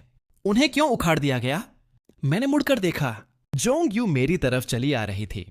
उसकी निगाह पूरे आंगन पर घूमी। मुझे लगा वह गुस्सा करेगी, लेकिन उसने खुद से ही बुदबुदाते हुए कहा, अच्छा ही हुआ। वैसे भी जिंगनियन को क्रैब एप्पल के फूल पसंद नहीं है। अब से यहां सफेद लिली लगवाएंगे। जिंगनियन को वे पसंद है। मेरे होंठों पर हल्की व्यंग्यात्मक मुस्कान उभरी। अब से तुम और सोंग जिंगनियन इस घर में जो चाहो लगा सकते हो। जोंग यू अचानक रुक गई, जैसे उसने ऐसी बात की उम्मीद नहीं की थी। कुछ पल के लिए उसकी आंखों में जटिल भाव उभरे। फिर वह असहज स्वर में बोली, अगर तुम पहले से ऐसा सोचते तो सब कुछ ठीक रहता। उसी समय मेरा फोन बज उठा। यह गू किंग हान द्वारा नियुक्त वेडिंग प्लानर का फोन था। मिस्टर जोंग, 1 सप्ताह बाद होने वाली शादी की पूरी व्यवस्था और स्थल की जानकारी आपके ईमेल पर भेज दी गई है। कृपया देख लें कि कोई बदलाव चाहिए या नहीं। मैंने ईमेल खोले बिना ही जवाब दिया। आप लोग जैसा उचित समझें वैसा करें। मुझे आप पर पूरा भरोसा है। फोन की आवाज काफी तेज थी, इसलिए जोंग यू ने भी सब सुन लिया। वह तुरंत तिरस्कार भरी हंसी हंसी। कहीं तुम्हें यह तो नहीं पता चल गया कि मेरी और जिंगनियन की शादी भी 1 सप्ताह बाद है, इसलिए तुमने भी जानबूझकर उसी दिन शादी रखी है? क्या तुम कोई दुल्हन छीनने वाला नाटक करना चाहते हो? जोंग चेन, गलती करने वालों को सजा मिलती है। अब पछताने से कोई फायदा नहीं होगा। हम चारों पहले ही जिंगनियन से वादा कर चुके हैं कि उसे एक अनोखी शादी देंगे। हम में से किसी को भी तुम उससे नहीं छीन पाओगे। मैंने शांत भाव से उसकी ओर देखा। मुझे पता है कि तुम सब सोंग जिंगनियन से प्यार करती हो। हाँ, चिंता मत करो, मैं उसकी शादी नहीं छीनूंगा। मैं अब कभी भी तुम चारों में से किसी से शादी नहीं करूंगा। मेरी अपनी पत्नी है। लेकिन जोंग यू ने मेरी बात पर विश्वास नहीं किया। उसने तुरंत अपनी जैकेट की जेब से फोन निकाला और वीडियो कॉल लगा दी। दूसरी तरफ बाकी तीनों गोद ली हुई बहनें थीं। तुम लोगों को पता है, जोंग चेन ने जानबूझकर 1 सप्ताह बाद शादी रखी है ताकि वह हमें जिंगनियन से छीन सके। यह कहते हुए उसने कैमरा मेरी ओर घुमा दिया। मुझे मजबूरन वीडियो फ्रेम में आना पड़ा। मैंने देखा कि बाकी तीनों बहनें भी अपने अपने काम छोड़कर स्क्रीन पर आ गई थीं। सोंग जिंगनियन उनके पास ही बैठा था। जोंग वान्यू ने मेरी ओर देखा और हल्का सा भौहें सिकोड़ लीं। हमने जो फैसला किया है वह नहीं बदलेगा। दूसरी बहन की आंखों की मुस्कान भी ठंडी पड़ गई। अपनी कोशिशें बंद कर दो। जोंग क्यांगचिन ने सोंग जिंगनियन की ओर मुड़कर कहा, जिंगनियन चिंता मत करो, हम में से किसी को भी वह तुमसे नहीं छीन पाएगा। उनकी हर बात मानो जानबूझकर मुझे चोट पहुंचाने के लिए कही जा रही थी, लेकिन शुरू से अंत तक मैं मुस्कुराता ही रहा। तुम लोग पूरी तरह निश्चिंत रहो, मेरी अपनी शादी है। मुझे किसी और की शादी छीनने की जरूरत नहीं। इतना कहकर मैंने सीधा वीडियो कॉल काट दिया। सच कहूं तो मैं उन चेहरों को और देखना भी नहीं चाहता था। जोंग यू ने फोन वापस रख लिया। जब उसने देखा कि मैं उसकी बातों पर ध्यान नहीं दे रहा हूं, तो उसने चेतावनी भरी नजर से मुझे देखा। जिंगनियन को यह घर पसंद है। शादी के दिन वह इसी विला से विदा होगा और यहीं से समारोह के लिए जाएगा। कोई समस्या मत खड़ी करना। मैंने कोई जवाब नहीं दिया। आखिर घर का आधिकारिक हस्तांतरण भी उसी दिन होना था। वह ये बातें घर के असली मालिक से जाकर कह सकती थी। पलक झपकते ही नए साल की पूर्व संध्या आ गई। यही वह दिन था जिस दिन मेरी और सोंग जिंगनियन की शादी होने वाली थी। सुबह मैं अपना सामान लेकर नीचे उतरा। तभी मेरी मुलाकात सोंग जिंगनियन से हुई। वह बेहद महंगे कस्टम निर्मित सूट में सजा हुआ था। सूट की बेहतरीन कटिंग और हीरों से जड़े बटन उसे बेहद आकर्षक बना रहे थे। वह बिल्कुल वही सूट था जो मैंने अपने ग्रेजुएशन प्रोजेक्ट के लिए डिजाइन किया था। उसने मेरी तरफ देखा।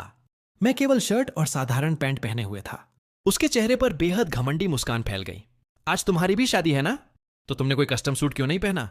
कहीं ऐसा तो नहीं कि घर छोड़कर जाने का नाटक करके तुम उन चारों को अपनी तरफ वापस खींचना चाहते हो? मैं अभी बता देता हूं, यह असंभव है।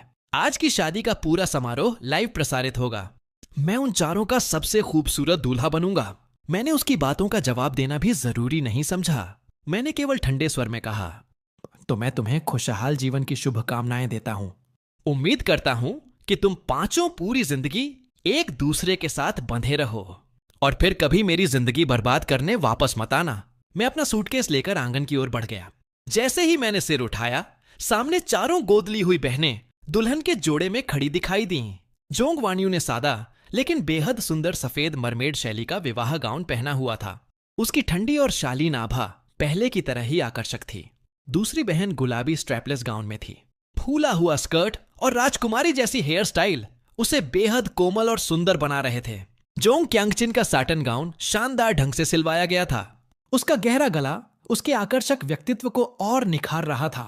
जोंग यू ने एक विशेष रूप से तैयार किया गया भव्य विवाह गाउन पहना था, जो उसके बेपरवाह और विद्रोही स्वभाव को पूरी तरह उभार रहा था। जब चारों ने मेरे हाथ में सूटकेस देखा तो वे एक क्षण के लिए रुक गईं। उन्होंने एक दूसरे की ओर देखा। उनकी आंखों में हल्की घबराहट चमक उठी। फिर लगभग एक साथ उन्होंने पूछा, तुम कहां जा रहे हो? जोंग क्यांगचिन तो आगे बढ़कर मेरा हाथ पकड़ने भी आई, लेकिन मैंने उससे बचते हुए अपना हाथ पीछे खींच लिया और शांत स्वर में जवाब दिया, मेरी शादी में जरूर आइए। मेरी यह बात सुनते ही जो चारों महिलाएं अभी तक चिंतित दिखाई दे रही थीं, उनके चेहरे अचानक सहज हो गए। उनके इस रवैये से साफ पता चल रहा था कि वे अभी भी यही सोच रही थीं कि मैं बस नखरे दिखा रहा हूं और अंत में मान जाऊंगा। जिनवन आगे बढ़ी और मेरी ओर शांत नजरों से देखते हुए बोली, जब तक तुम झिंगियन को निशाना बनाना बंद कर दो और उसके साथ शांति से रहो, हम दादाजी से किया हुआ वादा निभाएंगी और तुमसे शादी भी करेंगी, यहां तक कि कानूनी रूप से विवाह पंजीकृत भी कराएंगी। बाकी तीनों भी तुरंत बोल उठीं, बस झिंगियन को स्वीकार कर लो, फिर हम सब मिलकर सबसे खुशहाल परिवार बन सकते हैं। आज नववर्ष की पूर्व संध्या है। अगर तुम सच में अपनी गलती मानते हो तो घर पर रुककर नए साल के खाने की तैयारी करो। हमारी शादी के बाद हम सब साथ मिलकर नया साल मनाएंगे। मैंने केवल हल्की सी मुस्कान दी। मैं अपनी बात पहले ही साफ कर चुका हूं। आज मेरी भी शादी है और आज के बाद मैं जो भी नया साल मनाऊंगा उसका तुम लोगों से कोई संबंध नहीं होगा। यह कहकर मैंने उन चारों दत्तक बहनों के उदास और कठोर चेहरों की ओर दोबारा देखना भी उचित नहीं समझा और सीधे विला के बाहर फैले विशाल लॉन की ओर बढ़ गया। जब उन्हें समझ आ गया कि वे मुझे मना नहीं सकती, तो किसी ने भी मुझे रोकने की कोशिश नहीं की। इसके बजाय वे सभी किसी अनमोल खजाने की तरह सॉन्ग झिंग को सावधानी से विवाह वाली कार तक छोड़ने लगी। उसी समय अचानक आसमान से गूंजती हुई तेज गर्जन जैसी आवाजें सुनाई दीं। सबकी हैरान निगाहों के सामने गू परिवार के प्रतीक चिन्ह वाले दर्जनों हेलीकॉप्टर नीचे उतरने लगे। साथ ही सर्वोच्च सैन्य समारोहिक वर्दी पहने सैनिकों की दो लंबी कतारें आगे बढ़ीं और मेरे सामने पहुंचकर पूरे सम्मान के साथ सलामी दी। हम कमांडर गुइंग्स के आदेश पर यहां आए हैं। हम दूल्हे श्री जोंगशेन को विवाह समारोह तक सम्मान पूर्वक पहुंचाने आए हैं। गू परिवार के प्रतीक वाले इतने सारे हेलीकॉप्टर और लॉन में खड़े सैनिकों का दृश्य देखकर वहां मौजूद हर व्यक्ति स्तब्ध रह गया। जैसे जैसे हेलीकॉप्टर ऊपर उठने लगे, नीचे खड़ी उन चार महिलाओं के चेहरों पर घबराहट साफ दिखाई देने लगी। वे मेरे पीछे आने ही वाली थीं कि तभी सूट पहने सॉन्ग जिंग नियान उनके सामने आकर खड़ा हो गया और हमेशा की तरह अपना बेबस और दयनीय चेहरा बना लिया। बड़ी बहन, दूसरी बहन, तीसरी बहन, चौथी बहन, उसने दुखी स्वर में कहा। मुझे उम्मीद नहीं थी कि शियाओ चेन आपको मुझसे छीनने के लिए इतनी दूर तक चला जाएगा। मैंने कभी ऐसी शादी नहीं देखी जिसमें दुल्हन ही मौजूद ना हो। उसने जरूर बहुत पैसे खर्च करके कुछ लोगों को अभिनेता बनाकर यह नाटक करवाया होगा। उसकी बात सुनकर चारों महिलाएं जो अभी तक बेचैन थीं, रुक गईं। हालांकि उनके मन में अभी भी कुछ संदेह था। आखिर गु परिवार के नाम का मजाक उड़ाने की हिम्मत किसी में नहीं थी। सॉन्ग जिंग नियान ने तुरंत आगे कहा। उसकी आंखों के कोनों पर आंसू चमकने लगे थे। मेरे जैसा साधारण इंसान भी जानता है कि गु परिवार के साथ मजाक नहीं किया जाता। शियाओचेन ने जानबूझकर यह पूरा नाटक रचा है। अगर बाद में वह गु परिवार को नाराज भी कर दे तो उसके पीछे झोंग परिवार खड़ा है। लेकिन मेरा क्या होगा? वह हमारी शादी बर्बाद करना चाहता है। वह चाहता है कि मैं पूरे हैकिंग शहर का मजाक बन जाऊं ताकि मैं बिल्कुल अकेला रह जाऊं और यहां टिक भी ना सकूं। वह मुझे पूरी तरह बर्बाद करना चाहता है। उसकी बातें सुनते ही चारों महिलाओं के मन में बचा हुआ अंतिम संदेह भी मिट गया और उनके चेहरे नाराजी से भर उठे। जांग ह्यू ने अपनी शादी की पोशाक ठीक करते हुए गुस्से से कहा, हम लगभग जोंगचेन के झांसे में आ ही गए थे। वह इतना निर्दयी कैसे हो सकता है? जब सॉन्ग जिंग नियान ने देखा कि चारों महिलाएं पूरी तरह उसकी बातों पर विश्वास कर चुकी हैं, तो उसने अपनी हिरण जैसी मासूम आंखें कई बार झपकाईं। फिर सिर झुकाकर बेहद दयनीय स्वर में बोला, आप सबके अलावा मेरे पास कोई नहीं है। शियाओ चेन की तरह मैं किसी अमीर परिवार का वारिस नहीं हूं। चाहे उसके साथ चाहे कुछ भी हो जाए, वह हमेशा आराम से जीवन जी सकता है और मनचाहा कर सकता है। लेकिन मेरी जिंदगी का हर कदम संघर्षों से भरा रहा है। अगर मैं आप सबको खो दूं तो मुझे नहीं पता कि मैं आगे कैसे जी पाऊंगा। यह कहते कहते उसकी आंखों से आंसू बहने लगे। उसे इस हालत में देखकर चारों महिलाएं बेचैन हो उठीं और तुरंत उसे सांत्वना देने लगीं। तीसरी बहन जोंग कियांगचियन ने उसे सीधे अपनी बाहों में भर लिया और प्यार से समझाते हुए कहा, अनो चिंता मत करो, हम में से कोई भी तुम्हें कभी नहीं छोड़ेगा। रोना बंद करो, नहीं तो तुम्हारा मेकअप खराब हो जाएगा। दूसरी बहन ने अपना रेशमी रूमाल निकाला और उसके आंसू धीरे धीरे पोंछते हुए बोली, क्या हमने तुमसे वादा नहीं किया था कि तुम्हें एक खास शादी देंगे? हम अपना वादा नहीं तोड़ेंगे। जांग यू तुरंत बोली, बिल्कुल सही, आज हमारी शादी है। आज तुम सबसे सुंदर और सबसे आकर्षक दूल्हे हो। तुम हम चारों का सबसे अनमोल खजाना हो। हम तुम्हें बहुत प्यार करती हैं, हम तुम्हें कैसे छोड़ सकती हैं?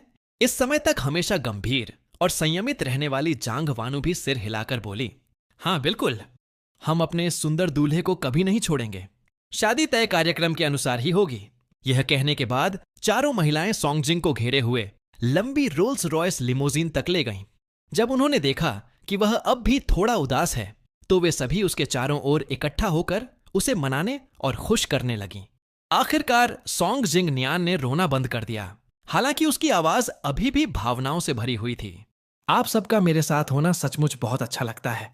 उसे आंसुओं के बीच मुस्कुराते देखकर चारों महिलाएं भी राहत की सांस लेने लगीं। जांग्यू मुस्कुराकर बोली, बिल्कुल, आज पूरे हैकिंग शहर में सबसे ज्यादा लोग तुमसे ईर्ष्या करेंगे। हैकिंग की प्रसिद्ध 4 महिलाओं का एक ही आदमी से एक साथ विवाह करना पहले से ही लोगों के आकर्षण का केंद्र था। ऊपर से दूल्हा वही सोंगजिंग नियान था, जो कुछ ही दिन पहले साहित्यिक चोरी के विवाद में फंसा था। इस वजह से इंटरनेट पर अनगिनत लोगों का ध्यान इस शादी की ओर खिंच गया। लाइव स्ट्रीम में दर्शकों की संख्या लगातार बढ़ती जा रही थी और टिप्पणियां रुकने का नाम नहीं ले रही थीं। मानना पड़ेगा, इस गरीब छात्र में सचमुच कुछ खास बात है। उसने इन चारों महिलाओं को पूरी तरह अपने इर्द गिर्द घुमा रखा है। अगर जोंग चेन सच में किसी बड़े अमीर परिवार का युवा वारिस है, तो फिर इस तथाकथित एफ चाउर की असली पहचान आखिर क्या है? वे चाहे जो भी हों, एक बात तो तय है, उनकी नजरें बिल्कुल बंद हो चुकी हैं। इतने शानदार और योग्य अमीर युवा जोंग चेन को छोड़कर सिर्फ कार के अंदर सोंगजिंग नियान को दुलार और लाड प्यार मिल रहा था। उसने सोचा था कि आज अनगिनत लोग उससे ईर्ष्या करेंगे, लेकिन लाइव स्ट्रीम में हर 10 में से 9 टिप्पणियां उसी का मजाक उड़ा रही थीं और उसे कोस रही थीं। यह देखकर उसका चेहरा तुरंत उतर गया। उसके बगल में बैठी जांग कियान ने यह बात तुरंत नोटिस कर ली। उसने आगे बढ़कर उसकी आंखों को ढक लिया और नरमी से बोली, आज इन नकारात्मक टिप्पणियों को मत देखो। आज तुम्हें दुनिया का सबसे खुश दूल्हा होना चाहिए। जांग वानु ने भी तुरंत हाथ उठाकर कर्मचारियों को लाइव स्ट्रीम बंद करने का संकेत दिया, लेकिन जैसे ही वे कार में लगी बड़ी स्क्रीन बंद करने वाले थे, उस पर एक टिप्पणी चमककर सामने आई। मुझे नहीं लगता कि वे हेलीकॉप्टर किराए के कलाकारों का हिस्सा थे। वे असली सैन्य हेलीकॉप्टर थे और वे सभी लोग सर्वोच्च स्तर की सैन्य समारोहिक वर्दी पहने हुए थे। वे नकली कैसे हो सकते हैं? यह टिप्पणी देखते ही जांग कियान का चेहरा बदल गया। उसे कुछ देर पहले का वह चौंकाने वाला दृश्य याद आ गया। हम कमांडर गुइंग हान के आदेश पर दूल्हे श्री जोंग को विवाह समारोह तक पहुंचाने आए हैं। जांग कियान ने चुपचाप बाकी तीनों महिलाओं की ओर देखा। स्पष्ट था कि उन्होंने भी वही टिप्पणी देख ली थी। हालांकि वे बार बार खुद को समझा रही थीं कि उन्हें मेरी बातों पर विश्वास नहीं है, लेकिन उनके दिलों में एक अनियंत्रित बेचैनी और घबराहट धीरे धीरे बढ़ने लगी थी। कुछ क्षणों के लिए पूरी कार में सन्नाटा छा गया। हाल के दिनों में मैं सचमुच उनसे बहुत दूर हो गया था। पहले अगर चारों में से कोई भी मुझसे नाराज हो जाती तो मैं तुरंत जाकर माफी मांगता था। वे जो भी कहती मैं बिना सोचे मान लेता। अपना अभिमान, अपनी शान और एक अमीर घराने के युवा स्वामी होने का गर्व तक छोड़ देता, सिर्फ इसलिए कि वे फिर से मेरी ओर ध्यान दें।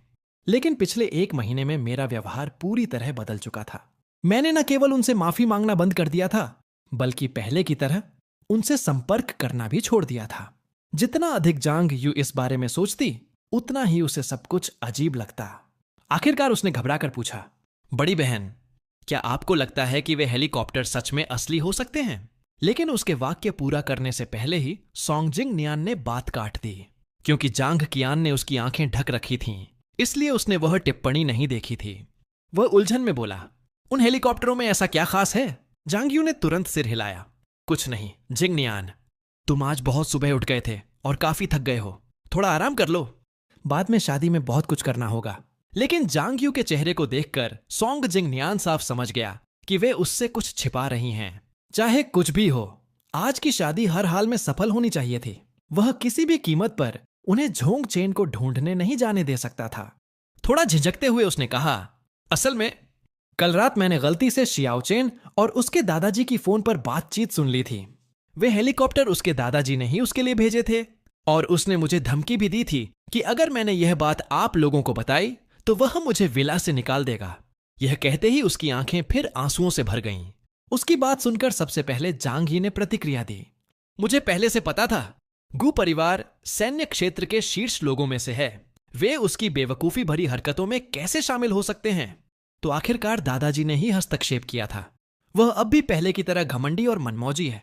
जिंगियन को छोड़कर उसके पास जाने के लिए हमें मजबूर करने के लिए वह इतने सारे नाटक कर रहा है। जिंगियन, चिंता मत करो, हम उसे कभी सफल नहीं होने देंगे। जब वह तुमसे माफी मांगेगा और अपनी गलतियां स्वीकार करेगा, तब हम सोचेंगे कि उसके साथ रहना है या नहीं। कार में मौजूद बाकी महिलाओं ने भी यह मान लिया कि हेलीकॉप्टरों की व्यवस्था दादाजी ने ही की थी। उनके दिलों में उठ रही घबराहट कुछ कम हो गई। पूरे रास्ते वे सॉन्ग जिंग नियान का बेहद ध्यान रखती रहीं। उसी समय यूनियन मैनर के सबसे भव्य बैंक्वेट हॉल के भीतर एक विशाल क्रिस्टल फव्वारा मधुर संगीत की धुनों के साथ धीरे धीरे बह रहा था। हॉल के बाहर लाल कालीन दूर तक फैला हुआ था। दोनों ओर रंग बिरंगे फूलों का समुद्र दिखाई दे रहा था। पूरा दृश्य किसी परिकथा के विवाह स्थल जैसा लग रहा था।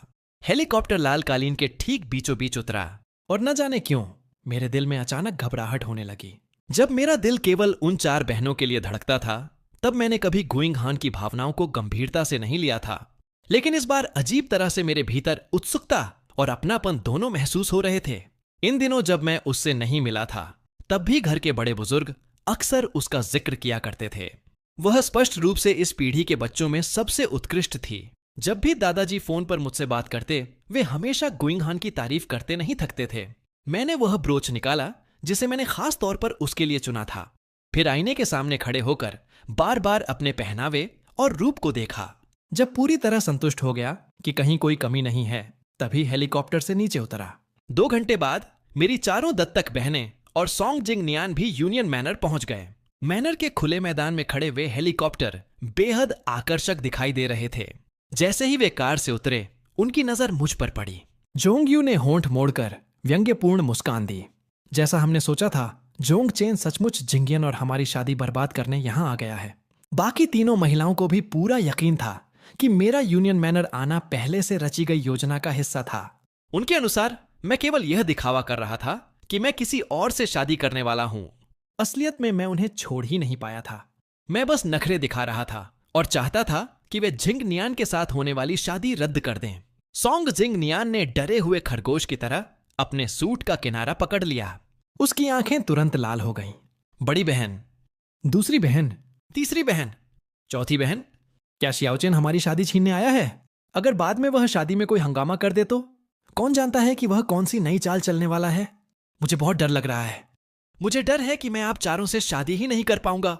यह सुनते ही आसपास खड़े बाकी लोगों के चेहरे तुरंत बदल गए।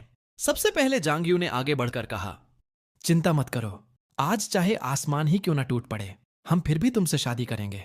आमतौर पर कम बोलने वाली दूसरी बहन ने भी उसे प्यार से समझाया, हमने पहले ही वादा किया था कि तुम्हें सबसे खास शादी देंगे और हम हमेशा अपना वादा निभाते हैं। कोई भी चीज इसमें बाधा नहीं बन सकती। तीसरी बहन जांग कियान ने मुस्कुराते हुए सॉन्ग जिंग नियान की नाक पर हल्के से उंगली रखी और चुटकी लेते हुए बोली, आज के सबसे हैंडसम दूल्हे को हम कैसे निराश कर सकते हैं। शुरू से अंत तक बड़ी बहन जांग वानू सबसे शांत रही। फिक्र मत करो, शादी का हर इंतजाम पहले से हो चुका है।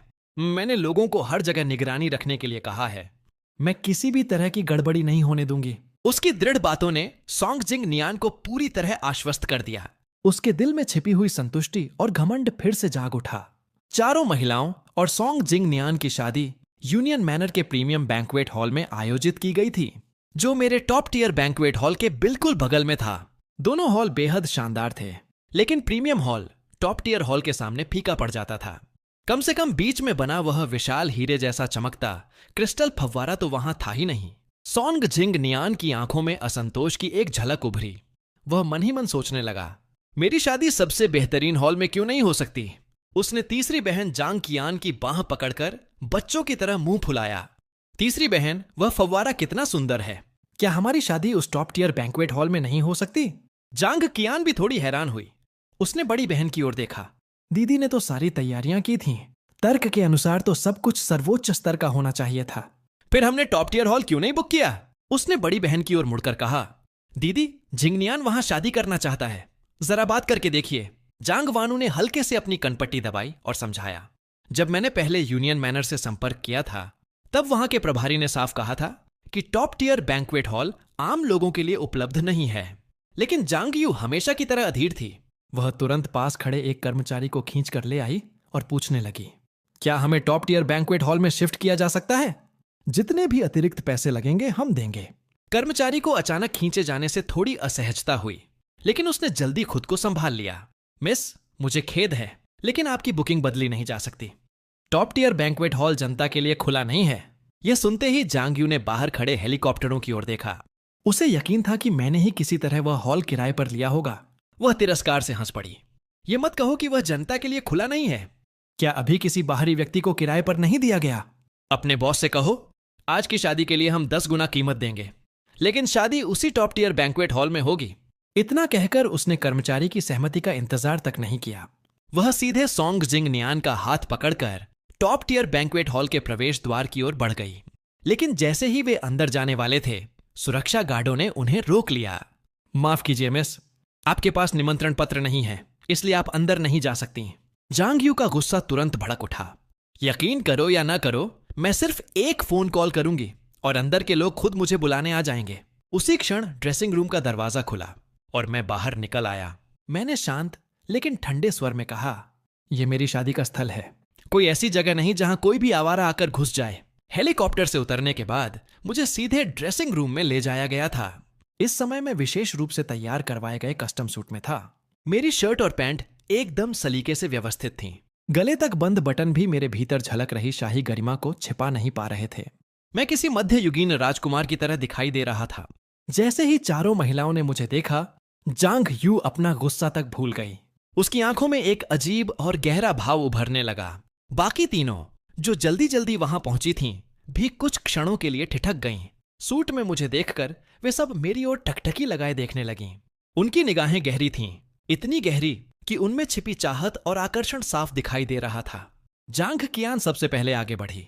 वह मेरा हाथ पकड़ना चाहती थी, लेकिन उसके पास खड़े सुरक्षा गार्ड ने उसे रोक दिया। वह लगातार मुझे देखती रही। उसका गला अनायास हिल गया। जब उसने बोलना शुरू किया तो उसकी आवाज पहले से कुछ भारी हो चुकी थी। श्याओ चेन, अब जिद करना बंद करो। आज हम सिर्फ जिंगेन के साथ शादी का समारोह कर रहे हैं, कानूनी रूप से विवाह पंजीकरण नहीं करवा रहे। ये टॉप टियर बैंक्वेट हॉल जिंग नियान को दे दो, और हम वेइबो वाली घटना की बात दोबारा कभी नहीं उठाएंगे। दूसरी बहन भी आगे आ गई। मुझे देखते समय उसकी आंखों में पहले से कहीं अधिक कोमलता थी। हाँ बिल्कुल, बस ये हॉल जिंगेन को दे दो, फिर हम मान लेंगे कि पहले जो कुछ हुआ था वह कभी हुआ ही नहीं।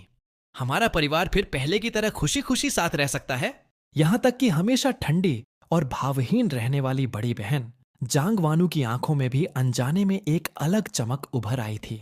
जिस चाहत को वह खुद भी महसूस नहीं कर पा रही थी, वह उसकी निगाहों में साफ दिखाई दे रही थी। उसकी आवाज भी पहले से कुछ भारी हो गई। इन दिनों तुमने काफी हंगामा कर लिया है, अब समझदार बनो। पहले घर वापस चले जाओ। जब हमारी और जिंगेन की शादी पूरी हो जाएगी, तब हम सब वापस आकर तुम्हारे साथ रहेंगे। मैंने सामने खड़े लोगों को देखा। मेरे होठों पर व्यंग्य भरी मुस्कान उभर आई। इतना सब होने के बाद भी उन्होंने मेरी किसी बात को गंभीरता से नहीं लिया था। वे अब भी यही सोच रहे थे कि मैं सिर्फ नाराज होकर नाटक कर रहा हूं। लेकिन अब मुझे इसकी कोई परवाह नहीं थी। मैंने शांत स्वर में कहा, मैं पहले ही कह चुका हूं कि मैं यहां शादी करने आया हूं। यह मेरी शादी का स्थल है, मैं इसे तुम्हें क्यों दूं? लेकिन मेरी बात पूरी होने से पहले ही सोंग जिंग नियान अचानक आश्चर्य से बोल उठा। उसकी आंखों में बनावटी मासूमियत भर गई। शियाओ चेन, तुम कह रहे हो कि तुम यहां शादी करने आए हो, लेकिन मैंने अब तक दुल्हन को देखा ही नहीं। क्या कोई इंसान अकेले भी शादी कर सकता है? वह हल्का सा मुस्कुराया और फिर ताना मारते हुए बोला, कहीं ऐसा तो नहीं कि तुम अब भी आप लोगों की शादी छीनने की कोशिश कर रहा हूं? सोंग जिंग नियान का बार बार मासूम बनने और चालाकी से भरे नाटक करना अब मुझे सचमुच परेशान करने लगा था। मैंने झुंझलाकर जवाब दिया, मैं तुम्हें पहले ही बता चुका हूं कि मेरी अपनी पत्नी है। तुम पांचों जो चाहे करो, मुझे उससे कोई मतलब नहीं। बस मुझे और मेरी पत्नी को परेशान मत करो। अगर उसने यह सब देख लिया तो कहीं वह गलत फहमी न पाल ले। सोंग जिंग नियान ने चारों ओर नजर दौड़ाई, फिर पलकें झपकाते हुए मासूमियत से बोला, शियाओ चेन, तुम इतनी देर से अपनी पत्नी की बात कर रहे हो, लेकिन तुम्हारी पत्नी है कहां? चारों दत्तक बहनों ने भी आसपास देखा, लेकिन उन्हें सचमुच कहीं कोई दुल्हन दिखाई नहीं दी। इससे उनका यकीन और भी मजबूत हो गया कि मैं जानबूझकर हंगामा खड़ा कर रहा था। जांग वानू ने अपनी कलाई घड़ी की ओर देखा और फिर पहले से अधिक सख्त लहजे में बोली, शियाओ चेन, अब यह जिद बंद करो। जिंग नियान के साथ शादी का समारोह शुरू होने ही वाला है। ये टॉप टियर बैंक्वेट हॉल हमें दे दो, मैं किसी को भेजकर तुम्हें वापस विला भिजवा दूंगी। जैसे ही उसने शादी शुरू होने की बात कही, आमतौर पर नरम स्वभाव वाली दूसरी बहन भी कुछ अधीर हो गई। बार बार एक ही तरह की चालें चलने का कोई मतलब नहीं है। मैंने तुरंत पलटकर कहा, आखिर तुम लोगों के साथ खेल कौन खेल रहा है? मैंने साफ कहा है कि मेरी पत्नी है। मेरी पत्नी गोइंग हान है। यह कहने के बाद मैंने सीधे सुरक्षा गार्डों को आदेश दिया, इन 5 लोगों को आज बैंक्वेट हॉल के प्रवेश द्वार के पास भी दिखाई नहीं देना चाहिए। अगर इनमें से कोई एक भी अंदर आने की कोशिश करे तो उसे तुरंत बाहर निकाल देना। जी यंग मास्टर। आदेश मिलते ही सुरक्षा गार्ड उन्हें बाहर ले जाने के लिए आगे बढ़ गए। जांग यू का गुस्सा तुरंत भड़क उठा। गु परिवार एक प्रतिष्ठित सैन्य परिवार है। वे तुम्हारे जैसे घमंडी और बिगड़े हुए अमीर लड़के को क्यों पसंद करेंगे? मैं तुम्हें आखिरी बार कह रही हूं, जिंगनियान और हमारी शादी में रुकावट डालना बंद करो और तुरंत घर लौट जाओ। जैसे ही उसकी बात खत्म हुई, उसके पीछे से एक गरिमामयी और प्रभावशाली महिला स्वर सुनाई दिया, मुझे लगता है यहां से जाने की जरूरत तुम लोगों को है। गुइंगहान लंबी और आत्मविश्वास भरी चालों से कार से बाहर उतरी। उसके नयन नक्श बेहद सुंदर और तराशे हुए थे। उसकी आंखों और भौहों में ठंडा सौंदर्य और शालीनता झलक रही थी। उसका व्यक्तित्व शांत, संयमित और प्रभावशाली था। उसने कई परतों वाली हल्की जालीदार शादी की पोशाक पहन रखी थी, जिस पर नाजुक गुलाबों की कढ़ाई बनी हुई थी। वह पोशाक उसकी सुंदर गर्दन की रेखाओं को और उभार रही थी। झीनी जाली के भीतर से उसकी दूधिया त्वचा हल्की हल्की दिखाई दे रही थी। वह किसी स्वर्ग से धरती पर उतरी परी जैसी लग रही थी। उसके सिर पर पिछली शताब्दी का एक प्राचीन और कीमती मुकुट सजा हुआ था, जो उसे और भी शाही और गरिमामयी बना रहा था। वह सीधे मेरी 4 दत्तक बहनों और सोंग जिंगनियान के पास से गुजरी और आकर मेरे बगल में खड़ी हो गई। गुइंगहान ने मेरी ओर कोमल नजरों से देखा। माफ करना, मुझे आने में देर हो गई। आखिरी समय पर एक जरूरी मिशन आ गया था। उसे पूरा करने के बाद ही मैं यहां आ पाई। मैंने उसकी ओर देखा। उसके माथे पर अभी भी पसीने की महीन बूंदें चमक रही थीं। स्पष्ट था कि वह बिना रुके सीधे यहां पहुंची थी। अनजाने में मेरा हाथ उसके माथे का पसीना पोंछने के लिए उठ गया, लेकिन तभी जांगयू की आवाज ने मुझे रोक दिया। और ये अभिनेत्री तुम्हें कहां से मिल गई? हमारे पास तुम्हारे साथ समय बर्बाद करने का वक्त नहीं है। जल्दी से यह बैंक्वेट हॉल जिंगनियान को दे दो। गुइंगहान का अधिकांश समय सेना में बीतता था और वह शायद ही कभी सार्वजनिक कार्यक्रमों में दिखाई देती थी। उसकी तस्वीरें कभी पत्रिकाओं या मीडिया में प्रकाशित नहीं हुई थीं। इसके अलावा उसने मुझसे अपने प्रेम का इजहार भी हमेशा निजी तौर पर ही किया था, इसलिए यहां मौजूद लोगों का उसे पहचान न पाना स्वाभाविक था। मुझे अब भी उनके सामने खड़ा देखकर और उनकी शादी में देरी होते देख सोंग जिंगनियान ने एक बार फिर अपना दयनीय नाटक शुरू कर दिया। उसने जबरदस्ती आंखों में आंसू भर लिए और दुखी स्वर में बोला, शियाओचेन, मैं जानता हूं कि तुम इस बात से जलते हो कि बहनें मुझसे शादी कर रही हैं। वे सिर्फ इसलिए मेरी मदद कर रही हैं क्योंकि वे नहीं चाहती कि लोग मुझे नीचा समझें। इसी वजह से वे चारों आज मुझसे एक साथ शादी कर रही हैं। अब तो पूरी दुनिया यह बात जान चुकी है। अगर तुम शादी रुकवाने की कोशिश करते रहे तो मैं सबके सामने हंसी का पात्र बन जाऊंगा। फिर मैं हैकिंग शहर में बिल्कुल नहीं रह पाऊंगा। मुझे वापस अपने गांव लौटना पड़ेगा। और अगर ऐसा हुआ तो शायद मैं अपनी पूरी जिंदगी उन पहाड़ों से बाहर कभी नहीं निकल पाऊंगा। यह कहते कहते उसकी आंखों से बड़े बड़े आंसू गिरने लगे। उसे इस हालत में देखकर 4 दत्तक बहनों का दिल फिर पिघल गया, लेकिन इस बार मैंने उसे बिल्कुल भी नहीं बख्शा। मैंने सीधे कहा, तुम्हारी हालत की वजह मैं नहीं हूं। तुम इसलिए मुश्किल में हो क्योंकि तुमने मेरा ग्रेजुएशन डिजाइन चुराकर उसे अपना बताया। गलती तुम्हारी थी। मैंने तुम्हारी जिंदगी बर्बाद नहीं की, इसलिए यहां बेचारगी का नाटक करना बंद करो। मेरी बात सुनते ही जांगयू ने अपनी मुट्ठियां भींच लीं। दांत पीसते हुए उसने मेरी ओर देखा और बोली, जोंगचेन, अब बहुत हो गया। जिंगनियान उस बात के लिए तुमसे माफी मांग चुका है। उसने बस मेरे कंप्यूटर में वह डिजाइन देखा था और उससे प्रेरणा ली थी। उसने जानबूझकर चोरी नहीं की थी। तुम आखिर कब तक इस बात को पकड़े रहोगे? यह आक्रामक रवैया दिखाकर तुम आखिर किसे प्रभावित करना चाहते हो? मेरे होठों पर ठंडी मुस्कान उभर आई। मैं आक्रामक हूं? अगर उसे सच में अपनी गलती का एहसास होता तो वह सूट पहनकर यहां नहीं आता जो मैंने डिजाइन किया था। उसे अच्छी तरह पता है कि उसने मेरी रचना की नकल की है। मेरी बात सुनते ही जांगयू एक पल के लिए निरुत्तर हो गई। जांग वानू ने भौहें सिकोड़ लीं। उसकी आवाज पहले से कई गुना अधिक कठोर हो चुकी थी। बस, ये मामला यहीं खत्म होता है। इसके बाद उसने मेरे पास खड़ी गुइंगहान की ओर देखा। उसकी निगाहें गुइंगहान पर कुछ क्षणों तक ठहरी रहीं। व्यापार जगत में वर्षों तक संघर्ष करने के अनुभव के आधार पर वह समझ चुकी थी कि उसके सामने खड़ी यह महिला कोई साधारण अभिनेत्री नहीं हो सकती। कुछ देर चुप रहने के बाद उसने शांत स्वर में कहा, शियाओचेन, लगता है कि इन वर्षों में हमने तुम्हें कुछ ज्यादा ही सिर पर चढ़ा लिया है। जिंग नियान के साथ हमारी शादी खत्म होने के बाद हमें तुम्हें अच्छे से अनुशासन सिखाना पड़ेगा। इतनी देर से चुप खड़ी दूसरी बहन भी आखिरकार आगे बढ़ी और बोलने लगी। आखिरकार दूसरी बहन भी बोल उठी, अगर तुम अभी चुपचाप एक तरफ हट जाओ और हमें तथा जिंगनियान को आज रात शादी शांतिपूर्वक पूरी करने दो, तो हम तुमसे माफी मांगने की जिद भी नहीं करेंगे। उसकी बात पूरी होते ही गुइंग हान सीधे मेरे सामने आकर खड़ी हो गई, मानो मुझे अपने पीछे सुरक्षित कर रही हो। उसका चेहरा ठंडा पड़ गया था और उसकी आवाज में ऐसा दबाव था जिसे नजरअंदाज करना असंभव था। जो आदमी गुइंग हान का है, उसे अनुशासन सिखाने का अधिकार तुम लोगों को किसने दिया? गुइंग हान के यह कहते ही सामने खड़ी महिलाओं के चेहरे तुरंत बदल गए, खासकर जांग क्यूकिन के। जब उसने मुझे गुइंग हान के पीछे खड़े देखा तो उसके भीतर एक अजीब सी जलन और गुस्सा भड़क उठा। उसके चेहरे की मुस्कान गायब हो गई। उसने आंखें सिकोड़कर गुइंग हान को ऊपर से नीचे तक देखा और व्यंग्य से भरी आवाज में बोली, तुम किस मनोरंजन कंपनी के साथ अनुबंधित हो? मुझे मानना पड़ेगा तुम्हारे अंदर सर्वश्रेष्ठ अभिनेत्री बनने की पूरी क्षमता है। क्या तुम्हें पता भी है कि गुइंग हान कौन है? उसकी नकल करने की हिम्मत कैसे हुई तुम्हारी? यह सुनकर गुइंग हान ने मेरी ओर देखा। उसकी आंखें जैसे पूछ रही थीं, क्या तुम्हारी ये दत्तक बहनें हमेशा से ऐसी ही थीं? क्या इन्हें किसी की बात समझ ही नहीं आती? मैंने हल्के से सिर हिलाकर उसकी बात की पुष्टि कर दी। हमें इस तरह एक दूसरे की ओर देखते हुए देखकर जांग यू का गुस्सा और भड़क गया। जोंगचेन, हद मत पार करो। क्या तुम्हें पता भी है कि गु परिवार की हैसियत क्या है? अगर उन्हें इस बारे में पता चला तो फिर बड़ी बहन को ही तुम्हारी गड़बड़ी साफ करनी पड़ेगी। जल्दी से यह बैंक्वेट हॉल हमें दे दो। हम जिंग नियान के साथ शादी करने वाले हैं। गुइंग हान हल्का सा हंसी। फिर उसने अपने साथ आए अंगरक्षकों की ओर इशारा किया, इन्हें बाहर ले जाओ। जब ये लोग इंसानों की भाषा समझ ही नहीं सकते तो इन्हें सीधे तौर पर व्यवहार करना सिखाना पड़ेगा।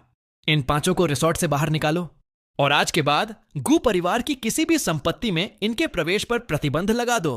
तभी उन पांचों की नजर पहली बार उसके पीछे खड़े अंगरक्षकों पर गई।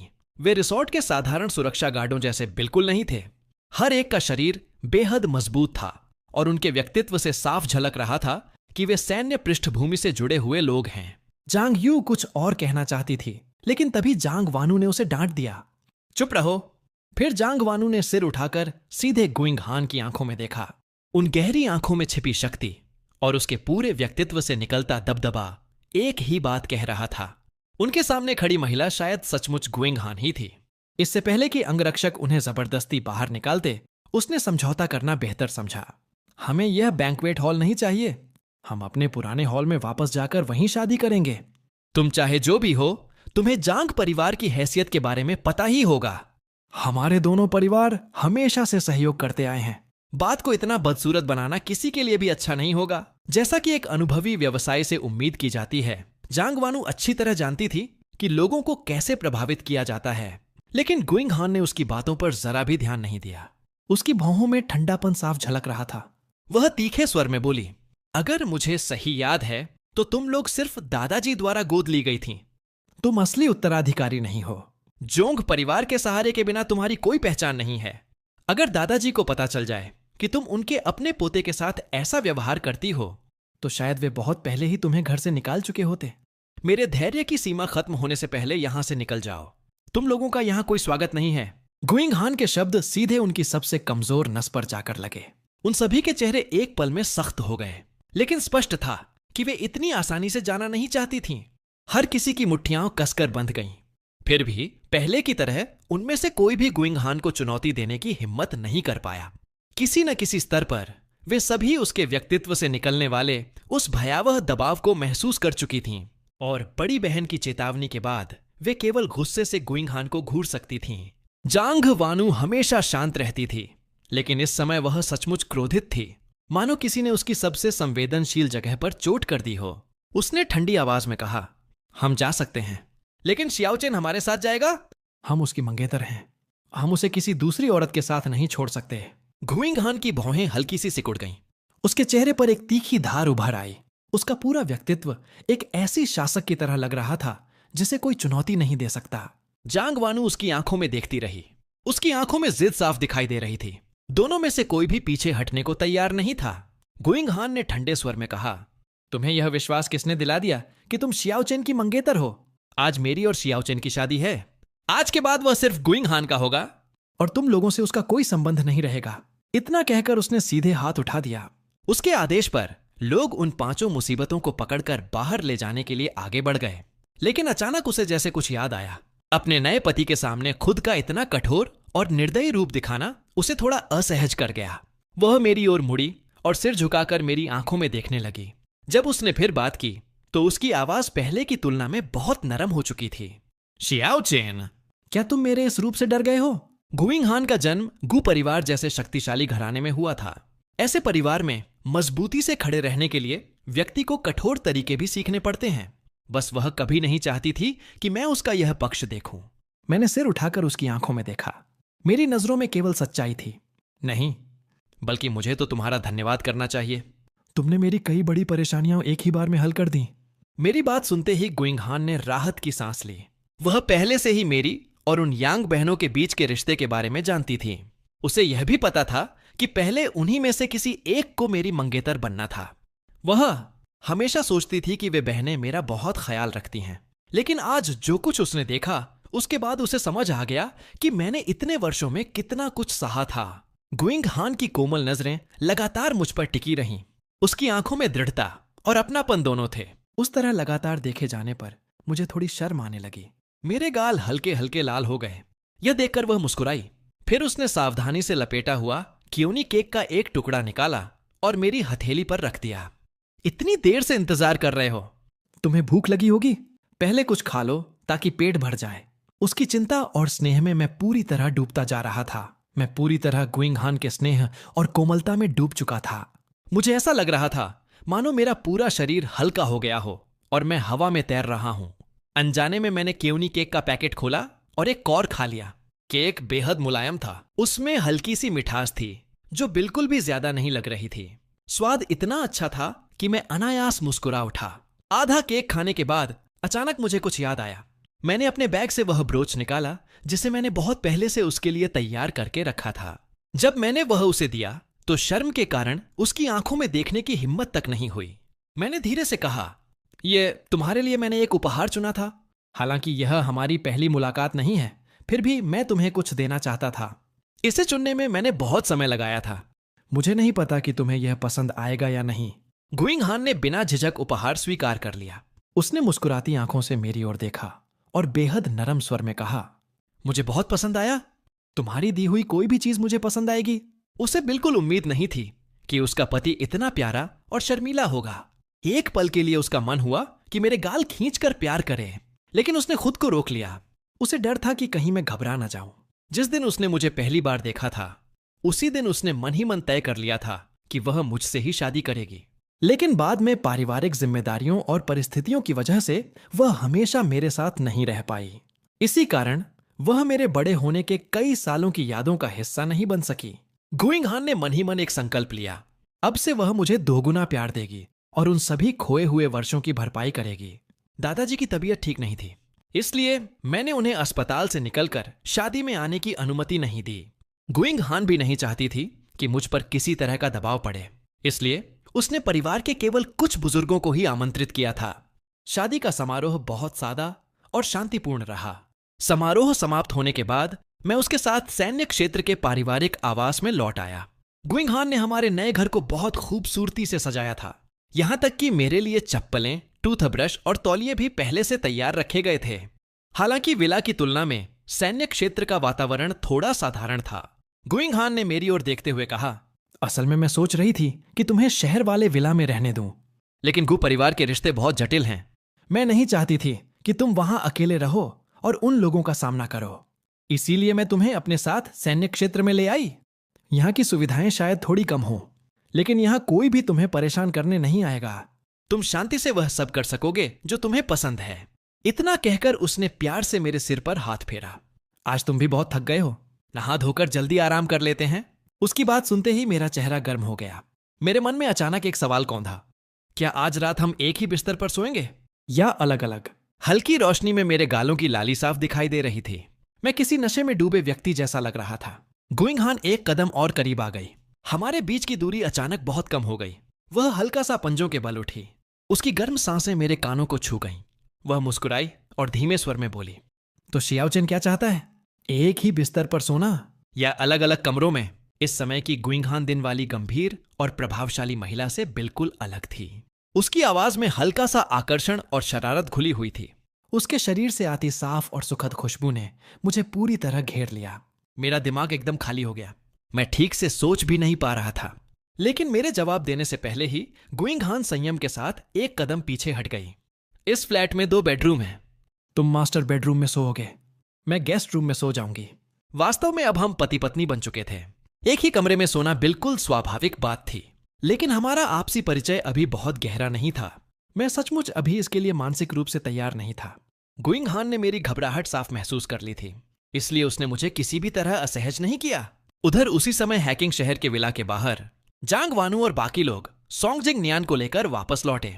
लेकिन विला का मुख्य दरवाजा कसकर बंद था। उन्होंने पुराना पासवर्ड डाला, फिर दोबारा कोशिश की, लेकिन किसी भी तरह दरवाजा नहीं खुला। जांग वानू ने तुरंत अपनी सहायक को फोन किया। किसी को भेजकर देखो, विला के पासवर्ड लॉक में क्या समस्या आ गई है। दूसरी तरफ से कुछ देर तक कोई जवाब नहीं आया। फिर सहायक ने धीरे से कहा, बॉस, यह विला इस समय सेकंड हैंड हाउसिंग मार्केट में बिक्री के लिए सूचीबद्ध है। मैं आपको लिस्टिंग का लिंक भेज रही हूं, कृपया एक बार देख लीजिए। यह सुनते ही जांग वानू का चेहरा काला पड़ गया। उसने तुरंत लिंक खोला और जो विला बिक्री के लिए सूचीबद्ध था वह वही घर था जिसमें वे सभी रहते थे। दूसरी बहन को कुछ गड़बड़ महसूस हुई। वह पास आकर बोली, दीदी क्या हुआ? जांग वानू ने गहरी भौहें सिकोड़ लीं। यह घर शियाओचेन ने इसे सेकंड हैंड मार्केट में बेचने के लिए डाल दिया है। यह खबर सुनते ही सबके चेहरे बदल गए। आज शादी के स्थल पर उस प्रभावशाली महिला का अचानक प्रकट होना और अब विला का बिक्री के लिए सूचीबद्ध होना, इन दोनों घटनाओं ने उन्हें एक सच्चाई का एहसास करा दिया। मैं उनसे मजाक नहीं कर रहा था। मैं सचमुच उन्हें छोड़कर जा चुका था। चारों महिलाओं ने एक दूसरे की ओर देखा। हर किसी की आंखों में बेचैनी और घबराहट साफ दिखाई दे रही थी। उन्होंने कभी कल्पना भी नहीं की थी कि मैं वास्तव में उनसे दूर चला जाऊंगा। पहले जब भी वे हल्के फुल्के अंदाज में मेरे प्रति स्नेह दिखाती थीं, मैं तुरंत शर्म से लाल हो जाता था। मैं पूरे दिल से उनसे शादी करना चाहता था। यहां तक कि मैं इस बात को लेकर परेशान रहता था कि चारों में से किसे चुनूं। चारों बहनों ने तो आपस में यह वादा भी किया था कि चाहे मैं किसी एक को चुनूं, वे सभी बहनें पहले की तरह एकजुट रहेंगी और इससे उनके रिश्ते पर कोई असर नहीं पड़ेगा। लेकिन अब मैंने उन चारों को ही पीछे छोड़ दिया था और किसी दूसरी महिला को चुन लिया था। उन्हें अचानक याद आया, पिछले 1 महीने से मैं लगातार कह रहा था कि मेरी पत्नी है। तब वे सब इसे झूठ समझती रही थीं। लेकिन अब उन्हें एहसास हुआ कि मैं शुरू से सच बोल रहा था। 1 महीने पहले से ही मैं उनसे दूर जाने की योजना पहले ही बना चुका था। यह बात आखिरकार जांग्यू के भी समझ में आ गई। उसने घबराए हुए स्वर में पूछा, बड़ी बहन, क्या शांग चेन सचमुच हमें छोड़कर किसी और से शादी करने जा रहा है? और क्या आज वह महिला सच में गुइंगहान थी? यूनियन मैनर से लौटने के बाद जांग वानू ने तुरंत आज की लाइव स्ट्रीम की रिकॉर्डिंग निकलवाई। उसने पूरी घटना को फिर से ध्यान से देखा। ऐसा दृश्य शायद केवल सेना ही आयोजित कर सकती थी, और जो व्यक्ति उन चारों के साथ उस तरह का व्यवहार करने की हिम्मत रखता हो बिना किसी परिणाम की परवाह किए, वह केवल गुइंगहान ही हो सकती थी। कुछ क्षणों की चुप्पी के बाद जांग वानू ने धीरे से सिर हिला दिया। यह देखकर चारों महिलाओं के चेहरे एकदम फीके पड़ गए। अगर कोई और महिला होती तो उन्हें अब भी पूरा विश्वास था कि वे मुझे वापस अपनी ओर खींच सकती थीं। लेकिन अगर वह गुइंगहान थी तो मामला बिल्कुल अलग था। चारों के दिलों में बेचैनी और घुटन भर गई, लेकिन वे समझ नहीं पा रही थीं कि उस पीड़ा को कैसे बाहर निकालें। उधर उनके पास खड़ा सोंगजिंग नियान अंदर ही अंदर बेहद राहत महसूस कर रहा था। अगर जोंग चेन सचमुच शादी कर चुका है तो अब ये चारों महिलाएं मेरे लिए ही बचेंगी, उसने मन ही मन सोचा। हालांकि आज की शादी पूरी नहीं हो पाई थी, लेकिन आगे भी वे पांचों एक ही घर में रहने वाले थे। उनके बीच भावनाएं विकसित होने के लिए अभी भी बहुत समय था, और जब वह चारों में से किसी एक से शादी कर लेगा तब वह हैकिंग शहर में पूरी तरह स्थापित हो जाएगा। यह सोचकर उसके भीतर खुशी की लहर दौड़ गई, लेकिन बाहर से उसने दुखी बनने का अभिनय किया। उसने धीमी आवाज में कहा, शियाओचेन तो जानता था कि आप सब इसी विला में साथ बड़े हुए हैं। फिर उसने यह घर बेचने का फैसला क्यों किया? सोंगजिंग नियान की बात सुनते ही बाकी लोगों के चेहरे और भी उदास हो गए। मैंने केवल उन्हें ही नहीं छोड़ा था, मैंने उन सभी यादों और वर्षों के रिश्तों को भी पीछे छोड़ दिया था जो हमने साथ बिताए थे। इस समय उनके लिए सबसे महत्वपूर्ण बात विला को बचाना था। भले ही मैं जा चुका था, लेकिन कम से कम यह घर तो रहना चाहिए था। ताकि उनके पास उन यादों को थामे रखने के लिए कुछ बचा रहे। जांग वानू ने तुरंत अपनी सहायक को फोन किया। इस विला को वापस खरीद लो। सहायक कुछ पल चुप रही, फिर असहज स्वर में बोली, बॉस, खाते में पर्याप्त पैसे नहीं हैं। जांग वानू की भौहें सिकुड़ गईं। पैसे नहीं हैं? क्यों? क्या कंपनी में कोई समस्या आ गई है? सहायक घबराई हुई आवाज में बोली, नहीं बॉस, कंपनी बिल्कुल ठीक है, लेकिन अब आपको कंपनी के फंड इस्तेमाल करने का अधिकार नहीं है। ओल्ड मास्टर ने आपकी सभी वित्तीय अनुमतियां वापस ले ली हैं। और आपके निजी खाते में भी इतने पैसे नहीं हैं कि आप यह विला खरीद सकें। उसके बाद कुछ क्षणों के लिए सन्नाटा छा गया। फोन पर आती आवाज पूरे हॉल में साफ सुनाई दे रही थी। वहां मौजूद हर व्यक्ति ने वह बात सुन ली। अगर दादाजी ने खुद हस्तक्षेप किया था तो इसका मतलब था कि उन्हें मेरी शादी के बारे में सब पता चल चुका था। वे हमेशा जानते थे कि उन्होंने इन चारों लड़कियों को मेरे लिए ही पाला पोसा था ताकि वे भविष्य में मेरी मंगेतर बन सकें। लेकिन अब उनके पास कोई उम्मीद बाकी नहीं बची थी। जांग कियान आगे बढ़ी और बड़ी बहन के कंधे पर हाथ रखा। दीदी, मेरे पास कुछ बचत है। देखिए, अगर सबका पैसा जोड़ दें तो शायद काफी हो जाए। दूसरी बहन भी तुरंत बोली, मेरा पैसा भी जोड़ दीजिए। जांग यू ने जल्दी से कहा, मेरी सारी रेसिंग प्राइज मनी मैंने बचा कर रखी है। वह भी ले लीजिए। यह विला हैकिंग शहर के सबसे महंगे इलाके में स्थित था। उसकी कीमत 1 अरब से भी अधिक थी। चारों ने कभी नहीं सोचा था कि एक दिन ऐसा भी आएगा जब उन्हें एक घर खरीदने के लिए अपना सारा पैसा इकट्ठा करना पड़ेगा। कुछ देर के लिए फिर सब चुप हो गए। सोंग जिंग नियान का चेहरा यह सब सुनकर एक पल के लिए बदल गया, लेकिन अगले ही क्षण उसने खुद को शांत कर लिया। आखिर जांग वानू देश की शीर्ष वित्तीय विशेषज्ञों में से एक थी। दूसरी बहन विश्व प्रसिद्ध डॉक्टर थी। तीसरी बहन पुरस्कार विजेता अभिनेत्री थी। और चौथी बहन पेशेवर रेसिंग ड्राइवर थी। जोंग परिवार का सहारा न भी हो तब भी वे चारों आराम से जीवन जी सकती थीं। इसके अलावा वह खुद भी इस विला में रहने का आदी हो चुका था। दूसरे घर उसे छोटे और साधारण लगते थे। वह उन्हें पसंद ही नहीं करता था। इसलिए उसने भी सावधानी से कहा, बड़ी बहन, मेरे पास भी कुछ पैसे हैं। लेकिन वह अपनी बात पूरी भी नहीं कर पाया था कि जांग यू ने बीच में ही रोक दिया। तुम्हारे पास कितना पैसा होगा? यह सुनकर सोंग जिंग नियान का चेहरा उतर गया। जांग यू को तुरंत एहसास हुआ कि उसकी बात कुछ कठोर हो गई थी।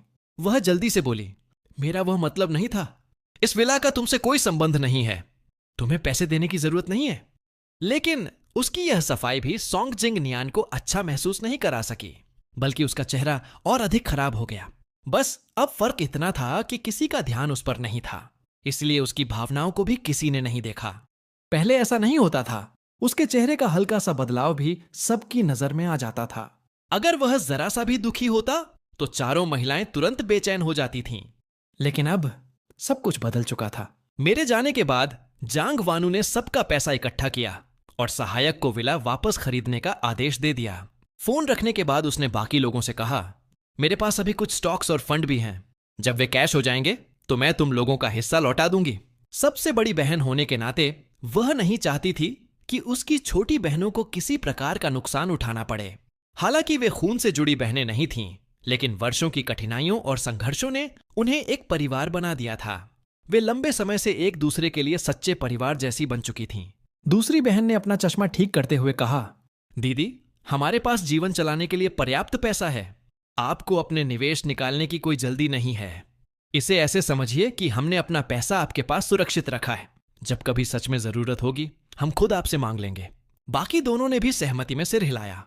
हाँ दीदी, हमें कोई जल्दी नहीं है। बस विला वापस मिल जाना चाहिए। आखिर यह हमारा घर है। घर शब्द सुनते ही चारों महिलाओं की आंखें हल्की सी नम हो गईं।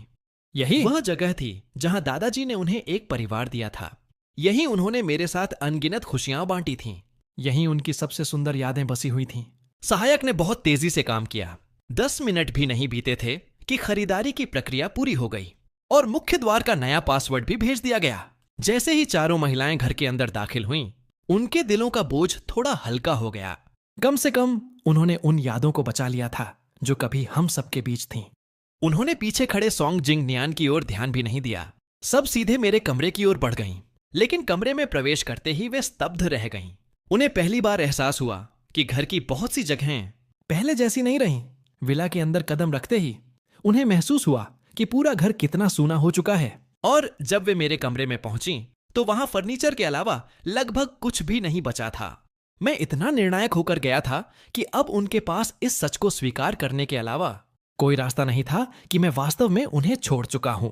चारों महिलाओं ने तुरंत अपने फोन निकाले और मुझे संदेश भेजने की कोशिश की, लेकिन हर बार उन्हें केवल लाल रंग का विस्मयादिबोधक चिन्ह दिखाई देता। मैंने उन सभी को ब्लॉक कर दिया था। जांग यू को ऐसा महसूस हो रहा था मानो उसके दिल को अनगिनत कीड़े भीतर से कुतर रहे हों, लेकिन वह उस भावना को ठीक से शब्द नहीं दे पा रही थी। उसे बस बेचैनी और चिड़चिड़ाहट महसूस हो रही थी। वह झुंझलाकर बोली, उसने हम सबको ब्लॉक कैसे कर दिया? क्या इतने सालों का हमारा रिश्ता उसके लिए अब कोई मायने नहीं रखता? दूसरी बहन अपने फोन की चैट स्क्रीन को लगातार देखती रही। उसकी और मेरी बातचीत 1 महीने पहले ही रुक गई थी। पूरा चैट इतिहास देखने पर उसे एहसास हुआ कि लगभग हर संदेश मेरी ओर से माफी मांगने का था और उसके हर जवाब में केवल एक ही बात होती थी, मुझे सॉन्ग जिंग न्यान को कुछ न कुछ देने के लिए कहना। अचानक उसके पैरों से जैसे ताकत निकल गई। वह धीरे से बिस्तर पर बैठ गई। उसकी आवाज कांप रही थी। क्या हम सबने सचमुच कुछ गलत किया है? जब से जिंग न्यान हमारे जीवन में आया, हम लगातार शियाओ चेन से उसकी चीजें छीनकर जिंग न्यान को देते रहे। लेकिन वे सारी चीजें तो शुरू से उसी की थीं। कई लोग किसी चीज की कीमत तब समझते हैं जब वह हमेशा के लिए खो जाती है। चारों महिलाओं ने अपने फोन में मौजूद चैट हिस्ट्री दोबारा पढ़ी और तभी उन्हें पहली बार एहसास हुआ कि उन्होंने मुझे कितनी बार चोट पहुंचाई थी। कभी मैं उनका सबसे प्यारा और सबसे दुलारा छोटा राजकुमार हुआ करता था। फिर आखिर सब कुछ इतना बदल कैसे गया? उसी समय सॉन्ग जिंग न्यान धीरे धीरे वहां आया। उसका चेहरा सहमा हुआ था। वह संकोच से बोला, तीसरी बहन, क्या आज रात आप मेरे साथ सो सकती हैं? यह विला बहुत खाली खाली लग रहा है। मुझे सच में डर लग रहा है। जांग कियान ने उसकी ओर देखा, लेकिन इस बार उसकी आंखों में पहले जैसी नरमी नहीं थी। उसने ठंडे स्वर में कहा, अगर डर लग रहा है तो लाइट जला लो। मेरे पास आने की क्या जरूरत है? यह सुनते ही सॉन्ग जिंग न्यान वहीं जड़ हो गया। पहले जब भी उसे डर लगता था, चारों महिलाएं इस बात पर बहस करने लगती थीं कि आज रात उसे कौन सुलाएगा। लेकिन अब उनमें से किसी ने उसकी ओर ठीक से देखा तक नहीं। उसकी आंखों से तुरंत आंसू बह निकले। रूंधे गले से उसने कहा, मुझे सच में बहुत डर लग रहा है। उसे इस तरह असहाय देखकर आखिरकार वे पूरी तरह कठोर नहीं रह सकी। जांग यू आगे बढ़ी और बोली, चलो आज रात मैं तुम्हारे साथ रहूंगी। लेकिन उस रात चारों महिलाओं को बिल्कुल नींद नहीं आई। वे पूरी रात यही सोचती रहीं कि मुझे वापस कैसे लाया जाए। अब जबकि मैं इस घर में नहीं था, हर चीज खाली लग रही थी।